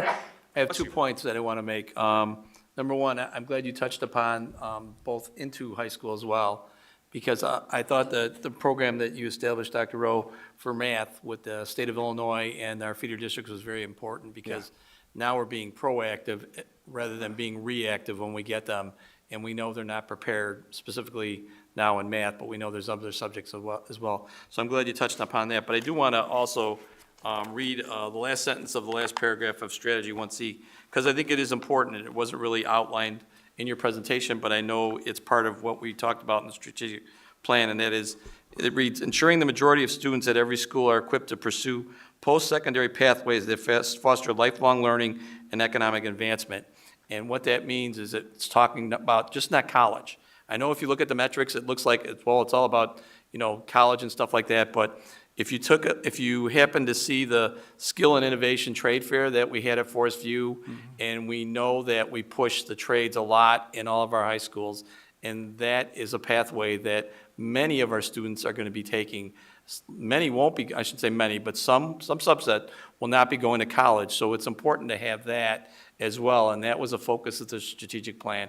And I just want to make sure that people who might be in our audience or might be watching might be saying, well, my kid's going to be working in autos, or maybe he's going to be in HVAC and stuff like that. That's still part of this, and it's covered in that last part of the last sentence of Strategy 1C. So, absolutely. I actually had that sentence highlighted that I was supposed to read, and I forgot, so thank you very much. I absolutely agree, and the number of certifications that we continue to provide and equip and provide opportunities for students to accumulate and achieve while they're here, that helps with that post-secondary transition into the workforce or into trade schools. I think that the certification piece has to continue to be a focus and an area of priority. and as principal of Wheeling High School, I'm sure you've seen a lot of that firsthand. Absolutely. Yeah. Anyone else? Okay, let's move on. I'll go. Okay, go ahead. Dr. Hubbard, thank you very much for the detailed review of Goal 1. Clearly, there's been a lot of work, and I know we have more goals to go through, but I always worry, you know, when you set out on such an ambitious path, that the vision is so critical to define. And you highlighted it, that it'll take about a year or 2 years. I think that's not only the vision, but alignment with the curriculum, everything. Has there been discussion, I am curious, on incorporating some of the people who have been involved in developing this plan, involving them in the vision development as well? Absolutely. And I don't know exactly when that work is going to start, but the plan is to seat a representative committee, certainly of people that were part of the strategic plan, but also part of the contingent of stakeholders that will be responsible for carrying it out. But I want to ensure that that instructional vision isn't created by one or two people sitting and thinking this is what we need to do. Really, I think this is almost as important as the creation of a strategic plan itself. I couldn't You know, a lot of the strategy was administrative driven. But your question is not an administrator-only type of a committee. Teacher voice is vital to creating that, to that instructional vision. I agree, and as you said, you know, if the stakeholders are involved in developing that, then they'll own it, and I think I couldn't agree more, though, that the vision is probably just as critical. So I just want to make sure that there is time spent on that. I'm really happy to hear that there will be a curriculum review cycle, as well as more involvement with the families, because I think, you know, that's been a concern of mine in the past, so thank you. Absolutely. Anyone else? Okay, on to Goal 2. Thank you so much. Thanks, Dr. Hubbard. Kara Kendrick is our goal lead for goal number 2. She had a family emergency that kept her away tonight, so Mrs. Kraft is going to pinch hit in goal number 2. Thank you for the baseball reference. Just I'm for Kate you. Kraft. Just for you, Kate. Yes, thank you. Associate Superintendent for Human Resources. I'm the goal lead for Goal 4, but as Dr. Rose said, I'm pinch hitting for Kara, and I'm grateful after Brad went that Kara does not have Goal 1. So, Goal 2 is fostering an inclusive and welcoming community. And first, I want to thank Megan Muldoon Brown and Alvin Lewis, who are here. They're the 2 strategy leads for Goal 2. And Brad coined the phrase of year 0. And particularly when it comes to the second strategy in Goal 2, there's been a significant amount of work done in year 0 for that, which I'll talk a little bit about. Goal 2 asks us to foster an environment that values everyone and supports them to succeed. Really doing that by fostering meaningful relationships, ensuring inclusivity, and targeting social and emotional supports. The outcome metrics associated with this goal really focus on reducing chronic absenteeism. I know those of you who have been on the board for a while have certainly heard that this has been a goal of ours post-COVID. Kara and the team really feel like we've got some foundational pieces in place to really make this a focus of our metrics, our outcome metrics for Goal 2. Increase students reporting that they feel a sense of belonging, and also increase that feeling that families have that our schools and environments are welcoming and engaging. The first strategy, Strategy A, cultivate a sense of belonging for all students, families, and staff. Really what this team is working on is developing more consistent communication with the feeder schools. I know that work has already begun. Focusing on this Trusted Adult Initiative, I know I've heard Dr. Rowe talk about this a little bit, but really that's a data-focused initiative where we're ensuring in our system who and that every student has an adult in the building that they trust. And if that student doesn't have one, making sure that that changes and leaning on that trusted adult when that student needs something.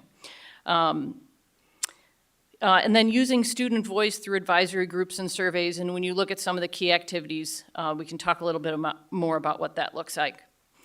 Continued attendance and program initiatives are all part of the Strategy 2A, the sense of belonging. Strategy 2B focuses more on a dedicated social and emotional resource. As Dr. Rowe talked about, Alvin Lewis and the PE and CTE division heads have worked hard vetting programs. There's been a large group of stakeholders that have come together this year that are vetting different programs for a social and emotional curriculum. In fact, they're looking at beginning training this fall on the curriculum, and will begin implementation of it next spring. So right now, we have some core curriculum that's delivered through our counselors into our classes at the freshman year, and this curriculum that's developed would really be married, what goes on in the PE classroom with the core curriculum that's pushed in through the counselors, would be sort of married together and part of an ongoing social emotional curriculum development. If you look over at the timelines for when these goals take place, as I said, when we talk about Strategy 2A, a lot of the foundational conversation has taken place, but Strategy 2A focuses the activities on the building level. So starting with the district level conversations, and then focusing on getting some student groups in the buildings, getting student voice in the buildings, and provide professional development for staff members for connections before, after, and during the school day. For 2B, again, a lot of the district work has begun, but the goal for 2B is that the SEL curriculum over the course of 4 years or 5 years is embedded into each year and each experience in high school. And so that will be how it's broken down year after year and built upon year after year. So with that, I invite any questions from the board about Goal 2, or Megan and Alvin, if I missed a big part of Goal 2, please let me know. Sure. All right. Thank you, Ms. Kraft, Yes, for you're going through this. I think the social emotional learning is really critical, and I'm really happy to hear that PE is incorporating that goal, or taking lead on that goal, I should say. I do, hearing about the option of not having PE 1 year or something, I think that will be a challenge to, if that continues, how to address that. So, but I know that you will come up with a plan, so I have faith in you guys. I was curious on the metrics. So, in Goal 1, those are kind of yet to be scoped because we have to get some data. Do we have a pretty good handle for Goal 2 of our metrics? Because I'm thinking with the reduction in chronic absenteeism, we have some data for that. I would think so. And then, we've done a survey or two with the students. So do we have a fairly decent baseline? We do, but what we don't have a great handle on is how much we can move the chronic absenteeism needle. Okay. And over the last couple of years, we've seen significant, very intentional efforts, and yet it's not moving very much. As an example, Wheeling's team made a tremendous effort in the fall, and 5,000 more classes were attended, and it moved the needle 0.5 percentage point.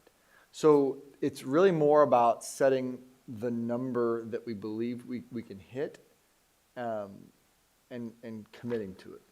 And the reason that that's not in here now is just we were trying to get it to this board to vote, so that before it changed, so that this board that started the work could finish the work. So I believe there is work in the background. It just wasn't ready we want to bring the whole package together. Okay. Can I add one piece to that? Please. The second two, though, the sense of belonging and family perception, we have pockets and not great response rates. Really? So some of the question and the conversation we were having as a goal is, should we stick with the methods we're already using, or is there some other surveys getting a better response rate we can spot that? So as an example, we administer the annual student survey. Right. And what we've learned through the process as we dug into it is feedback from our students is the wording of that survey was very convoluted and misleading, and they didn't care for the survey at all. So many of them weren't taking the survey. So there's having a measure that's giving you bad data is pointless. In addition to, there are surveys that are out there that are part of a bigger picture of maybe more of a universal screener type of a thing, of understanding how are our students engaging in lots of different aspects of their feelings around school that can give us really meaningful information. So do we go that route, or do we work with a research and evaluation team and just build our own really good survey? And it's time to renew the annual student survey. So Okay. We've adjusted some of the questions. We did issue it this year because some of our buildings, their school improvement plan was built on that data, and they needed to have it. Sure. But it needs to be tweaked. Okay. All right. I appreciate that insight. Thank you. Thanks, Ms. Kraft. Okay, goal 3. Thanks, Ms. Craig. Mr. Yulee. Mr. Yulee, as you know, Mr. Yulee is our Associate Superintendent of Operations, and I have asked Chris to take the lead this year on helping tear down silos that naturally form in large organizations. So over the years, the finance department does finance things, the operations department focuses on our buildings and grounds, HR does HR things, when in all reality, those 3 departments are intertwined and reliant on one another to function, because there's technology is in the operations department, and technology touches all of it. So Chris's approach and mine works in a very systemic thinking way, and I've asked him to infiltrate all areas of the district to look at how do we ensure that all departments are cohesive and not living in a silo unintentionally. He's done a nice job, and I point that out just because so much of Goal 3 is based around maximizing our resources and crossing all of our departments.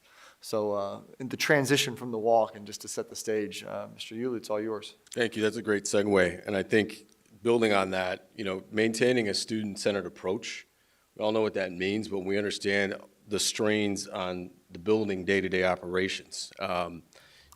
All the district functions live in the building. And so to maintain a student-centered approach, how do we create more time and efficiency for our building leaders to work more with students, right? We talk transportation, food service, the technology management, operations, HR functions all live in the buildings. And so the main focus of this goal is to create funnels and workflows that ensure that we're maximizing our resources, and all the while doing that the most efficient way possible. So to build on a baseball term, and I'm sorry, this is a Cubs reference, Coach Joe Madden, manager of the Chicago World Champion Chicago Cubs, do simple better, I think is kind of the lens that we're looking at this. And Perhaps his only great contribution I'm sorry, to baseball. yeah, thank you. And so when we're looking at workflows, we're looking at those systems of efficiencies, and the members of this team come from all positions and all departments. And so we have every lens at our disposal to kind of critique and analyze every single workflow and function that exists in the district. And so that's a lot. And so early on, we're doing a lot of auditing. And again, our goal is to align our resources to support goals 1 and 2 in this vision and support all the work they're doing. But that's going to create, and Brad mentioned a few of them, Kate mentioned a few of them, that's going to require a lot of collaboration with some of the departments that Dr. Rowe mentioned. Technology is going to be involved. We have to cross over to teaching and learning. We're going to have to cross over to business services. And so just ensuring that we have that continued collaboration. And I will think this goal is going to operate early on behind the scenes a lot. But our hope is as we build this, that we're looking at every experience from every stakeholder perspective.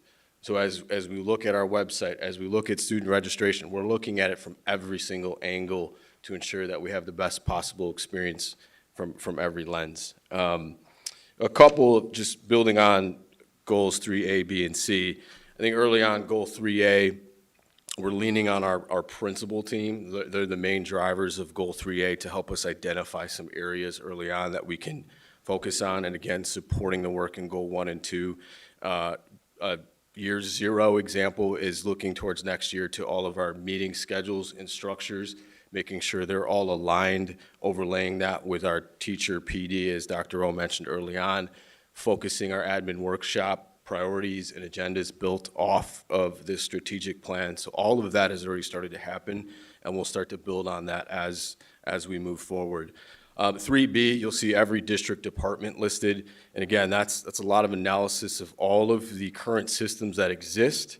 Are they meeting our needs? Is the functionality there? What's the overlay and interaction with other departments? What we're noticing early on is that a lot of our systems don't talk to one another from a technology perspective. And so we've started to kind of strip down some of our critical systems to build them back up again to allow us to build off of that. So a really simple example is a lot of our work is driven by Infinite Visions. And so when an employee is board approved, they get entered into Infinite Visions.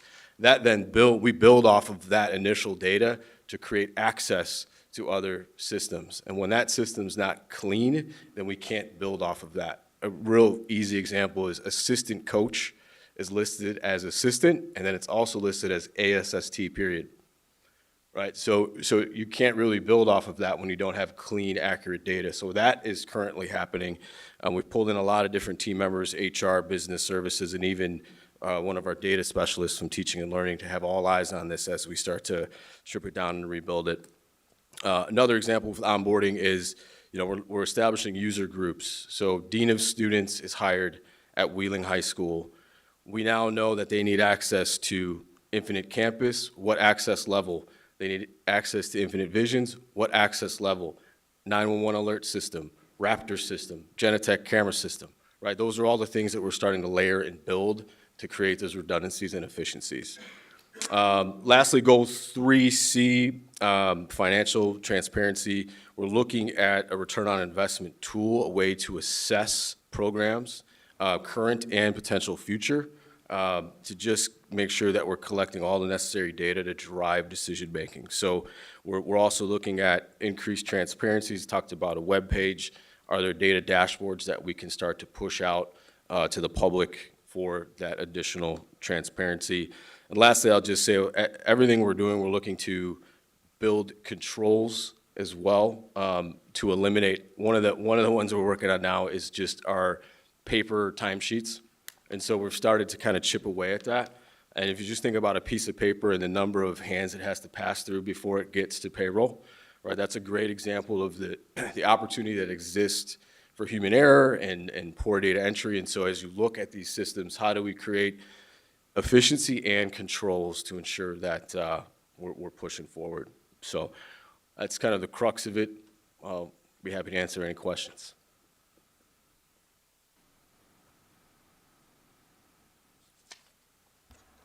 Board members? Andrew? It's okay, go ahead. Yes. Data. Of course. Mr. Yulee, thank you very much. I think you have a critical function here to pull all of these groups. I just wanted, for clarification, when you were going through strategy 3B, you list all the groups or all the departments, and you mentioned, you touched on it, security. That falls under, is facilities and operations, that's under that? Yeah, our security, safety and security team lives in operations. Okay. But we rely heavily on technology as well, obviously. Obviously, Yeah. right, okay.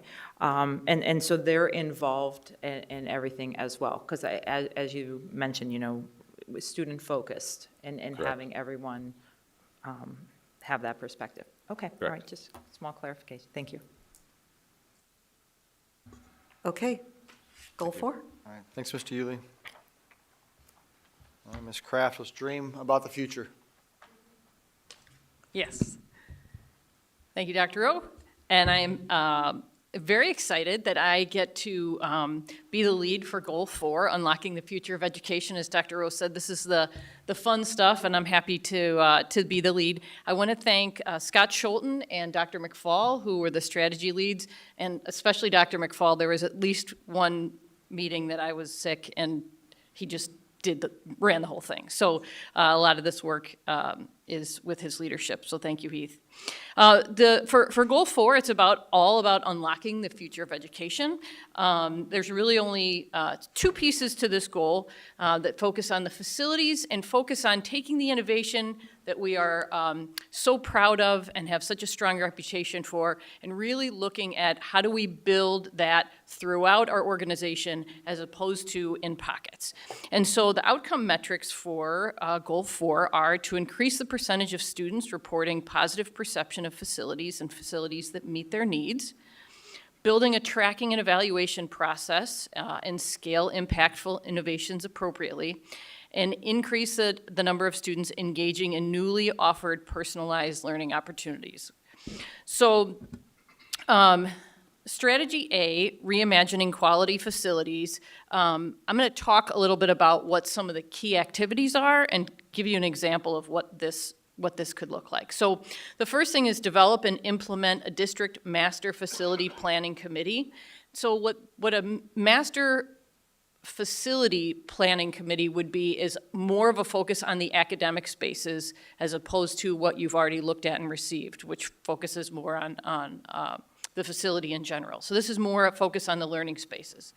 Develop and implement a building level facility committee and identify opportunities to enhance spaces to offer richer learning opportunities for students. So a good example of this I would offer is that we just went through our staffing process, and we have certain classes that have just a few students at every building. And so our options are to not run it, right? Or our option is to be like financially inefficient by running really small classes, or by doing something cool and meaningful for the kids, but that requires a different kind of learning space, right? Does it requires a different kind of setup, different tech specifications. And so Goal 4 really not only is asking us to dream about what's impossible, but asking us to make sure that we have the facilities that support what we know, what kind of innovation we know is important for our students and important for the future. Strategy B, drive innovation through small-scale efforts to re-envision student experiences. So this one, I've now been in the district and on the leadership team long enough to have participated in these efforts where we bring really cool, innovative ideas to the table and try them, and this goal, this strategy really takes us to that next piece of evaluating them and really testing them and expanding those innovations. And so if you look at 4B, the last piece, create and implement a building and district innovation team, this would help us test and expand the innovations, provide the professional development once we've evaluated the innovations, and partner with stakeholders to identify themes of needed attention. So where do we need to innovate in order to keep up with what we hope to do? And that's to be able to offer all sorts of classes, hybrid, blended, online, competency-based, all the things that we know are part of our present and our future. So with that, I will take any questions about Goal 4. Board members. So just to clarify the strategy 4A, so my middle child, she was in the education pathway, and senior year, her classes were at Buffalo Grove High School. So that's kind of a situation that you're describing in 4A, so that way students who would have to go to another building to be part of that class would have other possible avenues. Yeah, and we're trying not to take that option away, Frank. That's a great example. And that's a great example because that's something that a student has spent year after year preparing for that capstone experience or that last experience. So that's a great example. Not necessarily to take an option away to go to Buffalo Grove, but to provide an option where the student may choose to learn at Hersey High School in an environment with an adult and doing it virtually. And that's also another example of one where some days the students even aren't on site. So that's exactly what that goal says, that strategy. Yeah, because I think I heard from parents, like, one was like language, where the language that their student was at was no longer offered at their high school, but it might have been offered at another high school. And if they didn't have transportation, well, they were pretty much out of luck. Yeah, I'm super excited about all the progress we've made on that this particular year, Frank, and the focus in this Goal 4 that's on continuing to evolve in that way. Yeah. You know, if I could, I want to highlight something on the metrics in this one, because if you look at the second bullet point on the metrics where it says build a tracking and evaluation process, we struggled with this mightily because there's a tendency to set a number. And I think the last thing we want to do is set a number. How will we what are the goals we're trying to achieve? How will we evaluate if it has been effective? And if it hasn't, how do we sunset it? If it has, how do we scale it? And we're going to be very intentional about those things because we talk in this district pretty proudly about a failing forward concept. And we have to be willing to try something knowing it may not be successful and be really okay with that. But if it's not, we also have to be smart enough to sunset it and say, we're just not going to do this anymore, because what schools do, and businesses too, but schools are really, really bad at it. We start something, it doesn't really work, it just keeps going, and we do something else. And that's how we end up with initiative fatigue. And we want to be really intentional about not falling victim to that again, because we've done it in the past. I've done it in the past in other districts. But how will we know if it's successful? And if it's not, how are we going to let it sunset? But Andrew, you had a question. I just wanted to add that point. That was the question you were going to ask, I hope? No. No? Okay. Ms. Kraft, I think it is an exciting goal, right? Yeah. This is the future of education. And we talk about all the wonderful pathways and all the opportunities to go outside the box for education. Does this goal also cover the basics, going outside in the basic areas? Or do you see that focus more under Goal 1? And not that they're necessarily independent of each other, but how we teach math, how we do English today, right? I mean, there are some fundamentals that that will continue to occur throughout education, but I think rethinking that is also can be considered. Do you see that part of this goal? Absolutely. I see Goal 1 and Goal 4 very much intertwined, and I see Goal 4 informed by the work of Goal 1. When Rebecca was talking about some of the work that we do this summer, there's committee work on Goal 1 and Goal 4 that's, as we continue to talk about what our metrics will be, I wonder how those committees should be married moving forward. And so I think that's spot on in terms of what we're looking at and what our next iteration will consider. Okay, thank you. Mr. Dusling? Yes. I did it. I'm interested in the last line on strategy 4B. 10 or 12 years ago, I was on a committee called the Innovation and Change Committee, and a number of things happened. It was set up to bring in new, not necessarily new teaching method, but new courses developed, and they were tried out, and if they didn't work, they were not continued.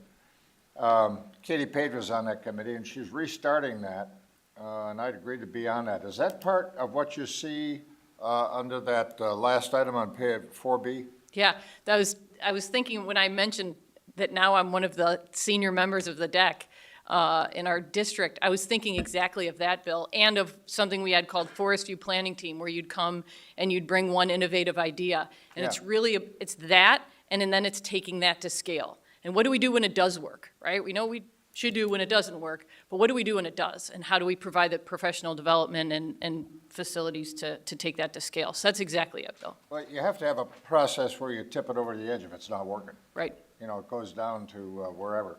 But that was one of the significant parts of the Innovation and Change Committee back then was they looked at it, they evaluated it. It had to fit not only the location, but it had to fit the district as a total.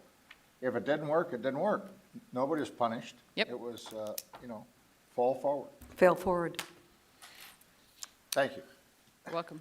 Okay, any closing comments, board members, before we vote on this? Go ahead, Bill. And when I started to review this tonight and look at it, I thought I was going to be drinking out of a fire hose. And to a degree, that's true. But what you did, all of you that presented it, you presented in a manner that took it down to garden hoses with your strategies and the steps going forward, which is greatly appreciated, because this is a major process. I mean, you talk about a big process. This is it, and we're looking to the future. And I appreciate what you did, Kate. I certainly appreciate Chris what you did, and Bradford, wherever you are, if you're here, thank you. There you are. It was great. Thank you, Dr. Rowe. Lenny, do you have anything to say? You want to say? No? Anyone else? Go ahead. I just have one final question. As you've gone through this process, I know you've taken it to the buildings in bits and pieces, and I'm sure members of the committees have communicated. What has been the perception of those not necessarily involved in the committees, but that, all the stakeholders in the building? I've presented this a number of times. I actually just presented it to our booster parents tonight. Finished with all the PTC groups. So we had two, Mr. Riddler's in the audience, who's on our steering committee, arranged for a few minutes at a chamber function, but then we had hosted two chamber coffees. So we've really socialized it quite far, and a lot of head nodding of like, yes, that makes sense, or yes, I've had that struggle, or I recognize that need. There's been a lot of, when we talked about the transition in and out, it sparked a lot of discussion. We've had some affirmation around the registration process and the frustration there. And in terms of the innovation, even when I went to some details and they had questions about like, what is that, what are you thinking? And we talk about online education. And if you pursue a 4-year degree, you're going to take an online course. So why not allow that as an option for a student while they have the safety net of high school, and we can pull them in if they're struggling and help them learn how to navigate that. So there's been a lot of, yes, that makes sense, we want to do that. The most feedback I've received was on the alignment and the development of a District 214 way of doing certain things like special education, safety, technology, and our curriculum alignment. There's been a lot of, I've received some positive feedback. Pat, you've been with me at every single one. Does anything stand out in terms of feedback that I didn't mention? No, they've all been very supportive of it, and it fully aligns with the plan. I think the only thing I would add would be the transparency of it all. I've had a few comments appreciating that, knowing where we're going and being able to see that and support that, especially from parents on the Portrait of a Graduate side of the partnership on the whole child. And we have to figure out how to do it, but being able to see that, the development of that growth over their 4 years with us. And Dr. Rowe, I would say that people have appreciated the acknowledgement of things that may not be working, and that there's a plan to address those things. You go to the podium. Okay. So I turned it off, Fred. Just because it's being recorded, so Yeah, of no one course. would hear you. I have not been at many of these presentations as you nor Pat, but I will say last night at the Wheeling parent meeting, after the presentation, we have a freshman parent who came to a PTO meeting last night, and with a big smile on her face, she looked right at Dr. Rowe and said, "This is great, how can I help?" And I think that it just encompasses at least some of the excitement that I have felt around us being transparent and having a vision for moving forward. I really appreciate you adding that, Dr. Hubbard. I think that everyone who has participated in this has done a great job. I think I speak for all board members that we're really proud of the final product here, and I don't want to use the term final because it is a living document, but the document that's before us, and we wish you a lot of success in your implementation over the next 5+ 20 years. Right. So we're excited. Well, and I, if I could, I would add, I just appreciate, we have some of our steering committee members who took it upon themselves to come join us tonight. I didn't have to, and I really appreciate the time that you've given and the thoughts. To Frank and Mark, the board representatives on that committee, I greatly appreciate your active participation and guidance along the way. Thank you. It's a big deal. We're very excited we're here. John. Mr. Walker? I have one last thing, just to piggyback on what Dr. Hubbard said. You know, Bill said it, that it felt like it would be drinking out of a garden hose because of all the things that have done, but I will tell you, and a few people will laugh, it is written for anybody that's not in education. It's written for the parent, it's easy to read, and especially when, you know, if you move into the district from somewhere else because you want a new start for your child, which we have a lot of families doing that, you know, the Portrait of the Graduate really defines who they can be. And I think it's really hard for parents to think about that. They just want it better. And this kind of gives it a roadmap, so kudos to everybody. I guess one last thing, if I could, and it's really interesting. A mentor of mine When I was offered my first superintendency, she said, congratulations, you won the job. Now you have to do it. And it's the same thing here. You know, congratulations, we've reached this point, we've written a plan. Now we have to do it. And there's a lot of work that's ahead, and I can tell you that, you know, my perception is our team is energized by it, and I'm very excited to roll our sleeves up and get to work on it. I think we intend to make you all very proud that, assuming that you approve this, we make very, very proud of the work that we do and move the district forward and excited for our future. I'd like to add one thing, and that is one of the other parts that will make this a success is making sure that we let our stakeholders know about the plan and where it's proceeding, because clearly from our attendance at our board meetings, that's not going to get it done.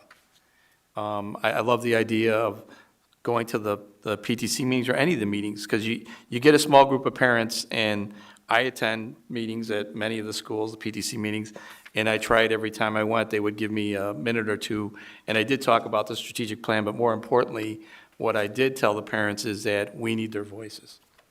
You know, their voices aren't here and doing public comment. That's great. I mean, it's one way to do it, but there are other avenues, and we need to have those voices, because otherwise we're falling on like the 1, 2, 3, 4, 5, those 7 parents right there, and there's a lot more that really, we really need to hear from to make sure that they know this is where we're going, and we need them to either come along for the ride or tell us where we can make our ride a little bit better. This will be very visible and easily accessible, and we will be talking about it quite often in the future. So I accompanied Dr. Rowe on the presentation. I think I was at 5 of the 6 schools. And I would start it off by saying that when we interviewed for a new superintendent, we asked every candidate, we said to every candidate we wanted a strategic goal. And then when we hired Dr. Rowe, we said, okay, where's our strategic goal? And he said, well, give me a year. And we went, oh, okay. But here it is, and moving forward. And it's been a year, right? It's been a year since we started this process, and it's going to continue. And just really appreciate, I know the board was really, really looking forward to this.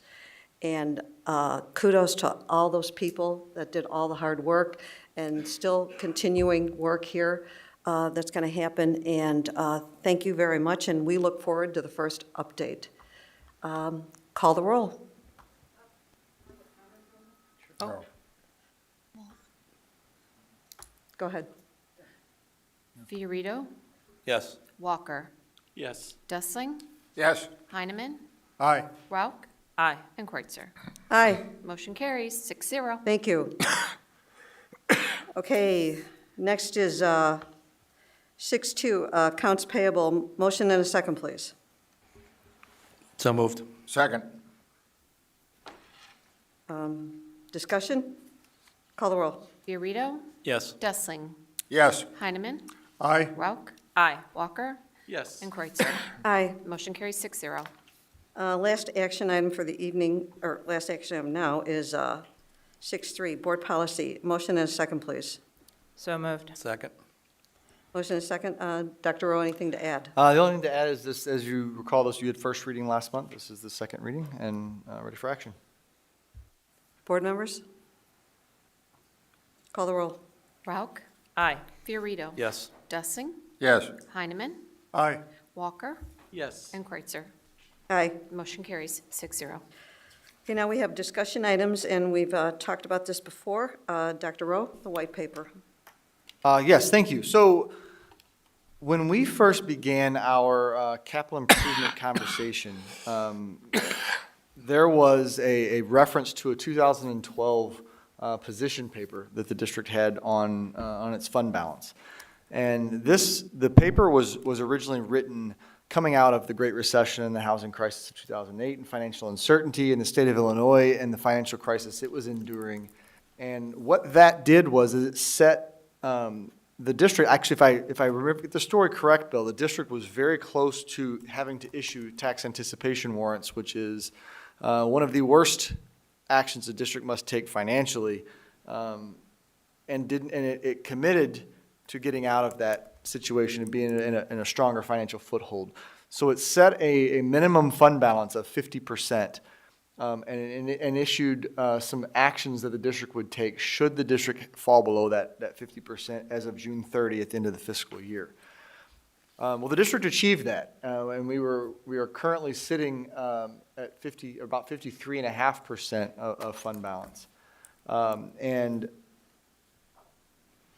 your fund balance and your reserves are there to prevent you from having, financial crisis and like a rainy day fund. So what happened, now that we have this capital improvement maintenance plan that we need to start chipping away at, Mr. Keeley and I have had plenty of conversations about this with Mr. Yulee and the operations team, and then brought to the board our options at the February workshop of how do we begin tackling this laundry list. And one of the options that we need to exercise is to strategically begin spending down some of that fund balance. So at the last board meeting, I brought two concepts to you. The concept of spending $10 million of fund balance on strategic spend down of our reserves to accomplish a few things that we want to do this coming, or in summer of '26. Those are later in the agenda this evening. But that does not take us below 50%. It takes us to about 50.5% fund balance.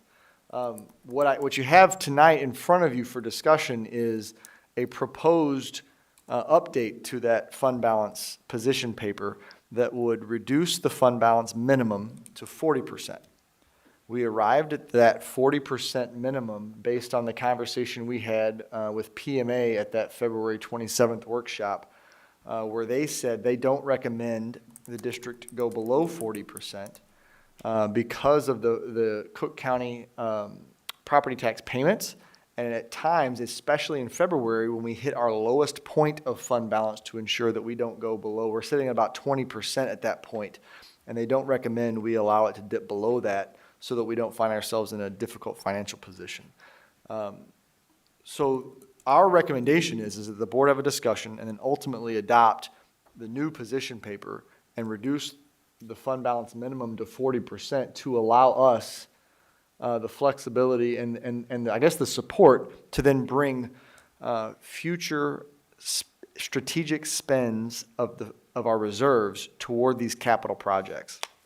Again, the one that's before you tonight, later in the agenda, would take us to just over 50%. And I'll talk a little bit more about our plans for how we are going to begin chipping away at some of these the capital improvements later. But right now, it's our recommendation that you reduce that fund balance minimum to 40%, and this position paper would replace the 2012 paper. Board members.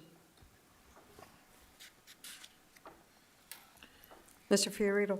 I'm fully supportive of it, especially if the focus is using that money for like the life and safety projects that I know are very important.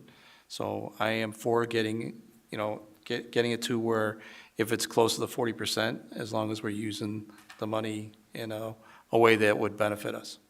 And Mr. Dusting and I had a really healthy debate on this recently, and the meat of that was we will not present you with an imbalanced budget. We will not present you with a deficit budget. What we will do is we will come to you with strategic spend downs of the fund balance. It will not be used because we're living outside of our means. We will live within the means of the budget we're allotted.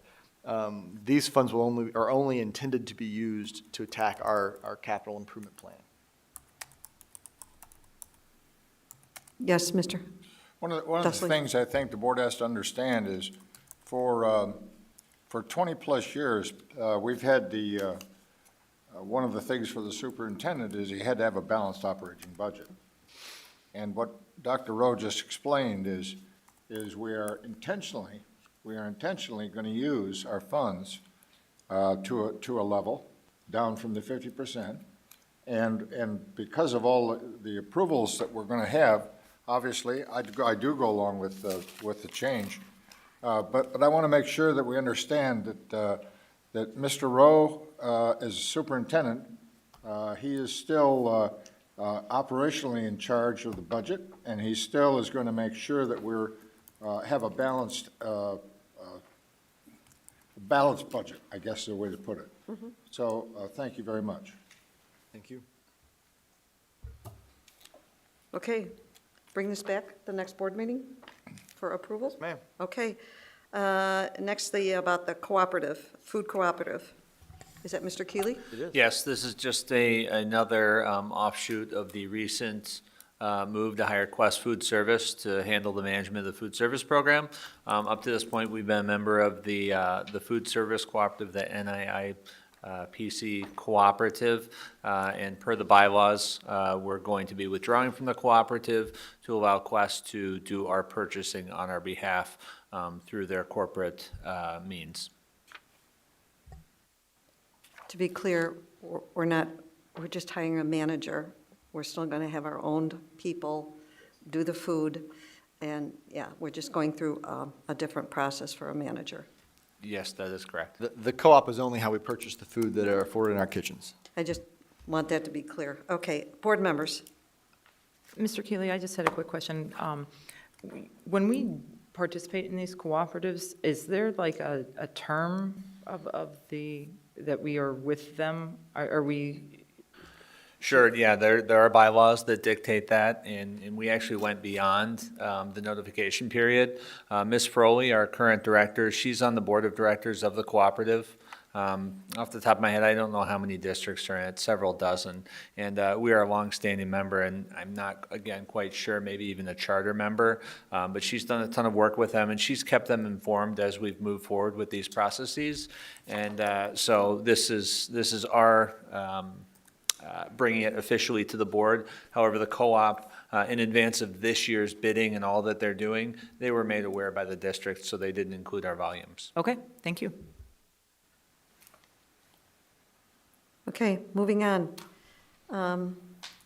IHSA, is that you, Mr. Yurley? Yes, thank you. This is a standing yearly agenda item, just to renew our IHSA membership for our 6 high schools, and this is for the 25-26 school year. Again, no cost. Right, it's an I think, annual. 2 to 3 years now, no cost. I think during the pandemic or something, they charge you $150 or Sure. something like that, but that's gone away now. Correct. Okay, discussion, board members. Okay, I think you're still up. Yes, thank you. Snow removal bid, our existing contract expires this year, so we went out to bid for a new snow removal and ice control service contract. These services include pre-treatment, plowing, shoveling, removal of snow, and really, the last few years, a lot of ice management. The shift in this proposed contract is our previous contract was on a per occurrence allotment billing cycle. This includes now a floor and a ceiling. The proposed ceiling is less than the last 2 years' expenditures for snow removal and ice. So this is the lowest bid presented to the board, and I do have Ms. Mistak here to answer any specific questions. Board members?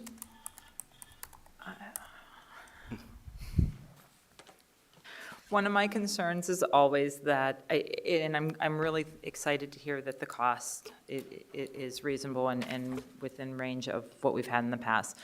My concern is always to make sure that we have a priority at all of our schools so that when our staff shows up, they understand that it should be cleaned by that time. So do we have like a time range that they guarantee that the lots will be cleaned?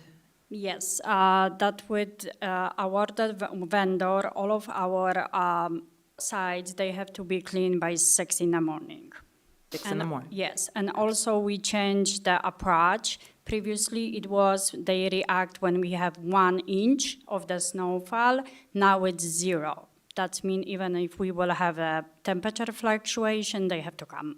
Oh, excellent, excellent. I mean, I know that we have some 0 hours across campuses, so those students are driving in, not in addition to staff. Thank you very much. No. Mr. Dustling? You know, it's difficult, I don't know about other residents, but it's difficult to find somebody that will plow on a per occurrence basis. because of what's happened the last few winters. So I would imagine these companies aren't any different. And to bring it in at a cost, even though it's a guaranteed cost for them, it's still based on the number of inches, which is good, not the number of pulls. And it's also got a top and a bottom, which is good too. So that's good. Thank you. Okay, thank you. Thank you. Your Honor, well, Mr. Yuli. Well, I'm gonna cue this one up, just to set the stage, and then I'll hand it off to Mr. Yulee. 7.3.3 and 3.4 is what I alluded to earlier.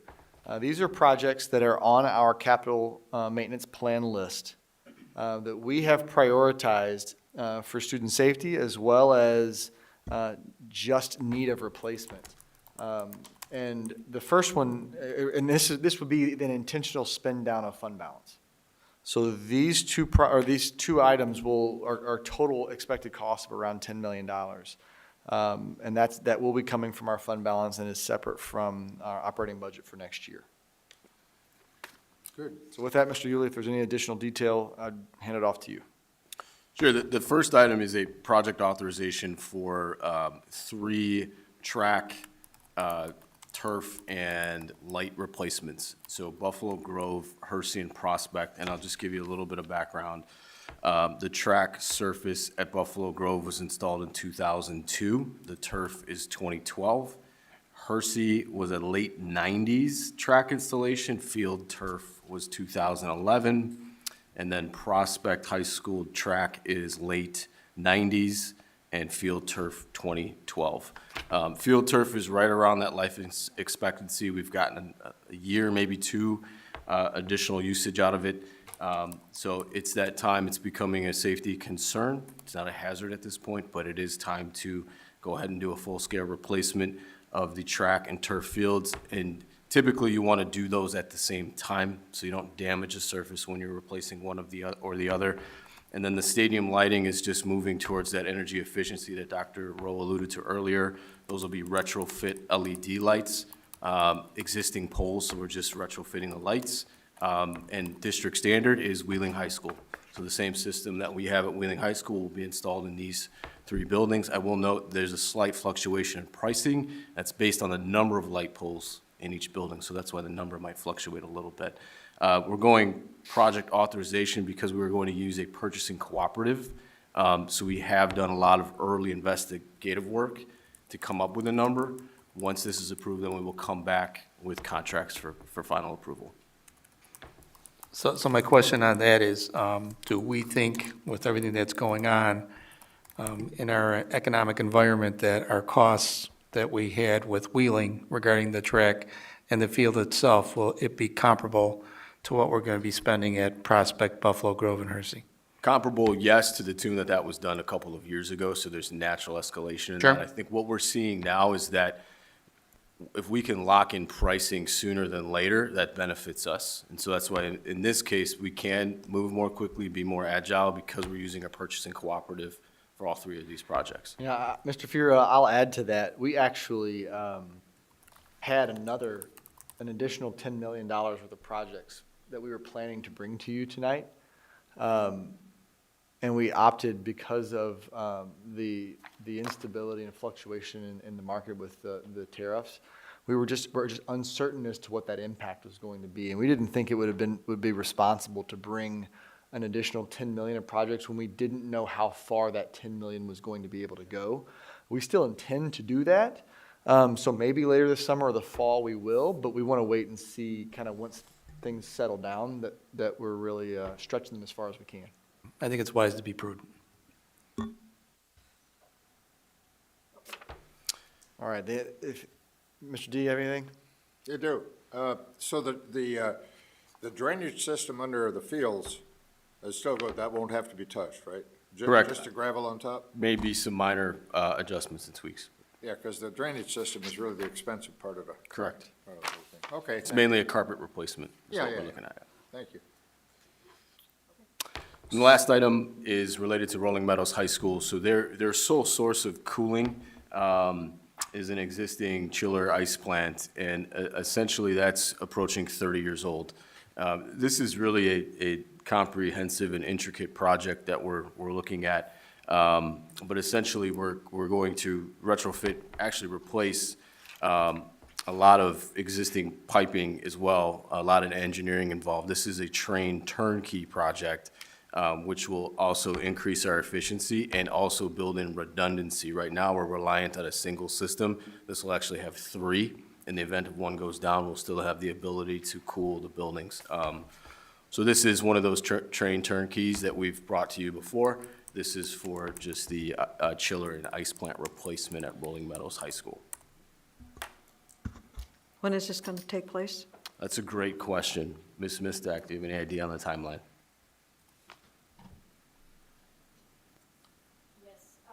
Yes, because of the size of the projects and it will have an impact of the cooling school, we will start engineering, designing as soon as we can, but we would like to do perfectly. This project will be done during the fall and winter season, when of course schools will not need cooling. And then then the following spring, that will be when we will commission, we will have final documents, we will be sure that everything is working, and we will be able to switch to cooling. But that will be for a summer 2026. Okay. So this is maybe winter 25 that this would occur?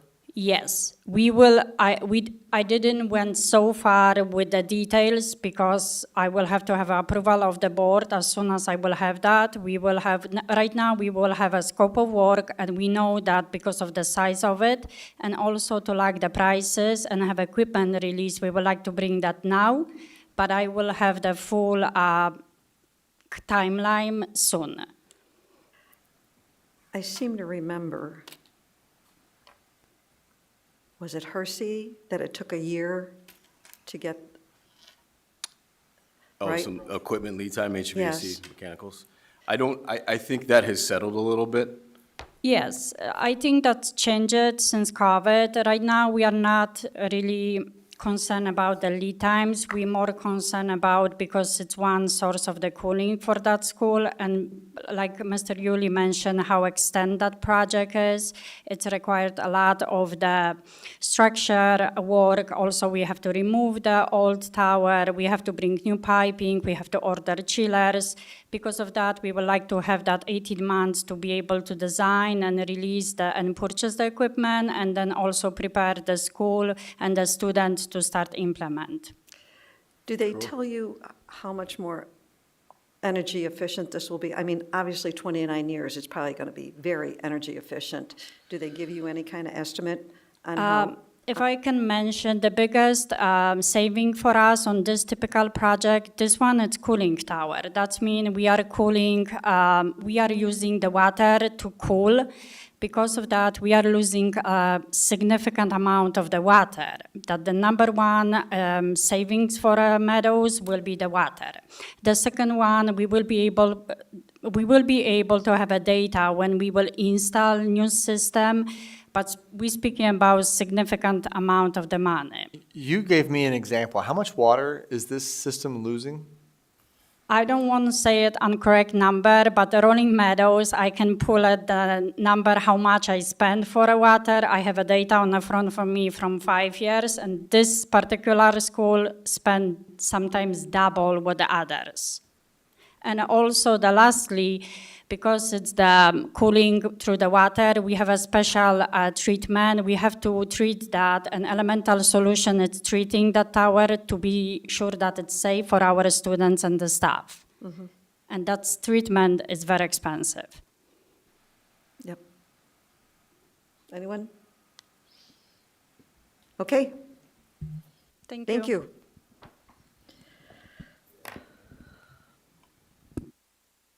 The next on the agenda is a motion to go into closed session. I need a motion and a second for the appointment, employment, compensation, discipline, performance, or dismissal of specific employees, individuals who serve as independent contractors in an educational setting, or legal counsel for the public body. Motion and a second, please. So moved. Second. Motion and a second, please call a roll. Rauch. Aye. Heineman. Aye. Dessling. Yes. Fiorito. Yes. Walker. Yes. Kreitzer. Motion We carries. will have action after closed session, and you anticipate how long?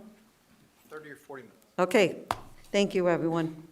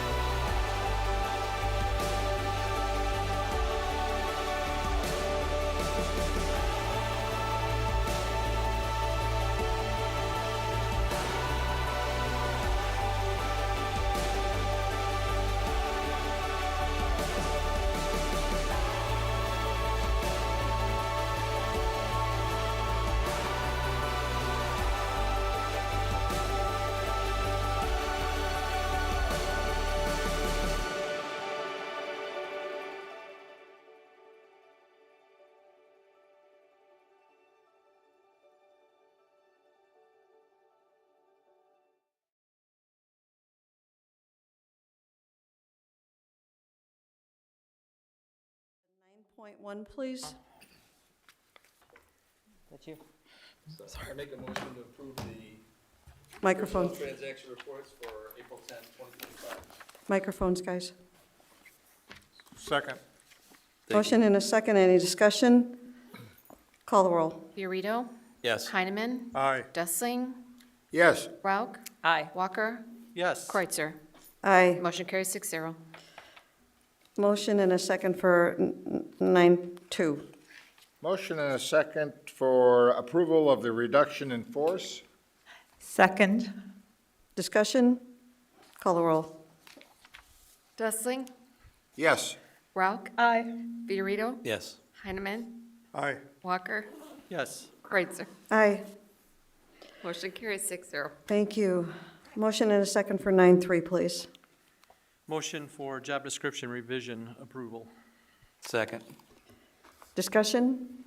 Call the roll. Walker, Yes. Fiorito, Yes. Dessling, Yes. Heineman, Aye. Rauch, Aye. Kreutzer. Aye. Motion carries 6-0. Thank you. Motion to adjourn, please. So moved. Second. Call the roll. Fiorito, Yes. Dessling, Yes. Heineman, Aye. Rauch, Aye. Walker, Yes. Kreutzer. Aye. We are adjourned. Thank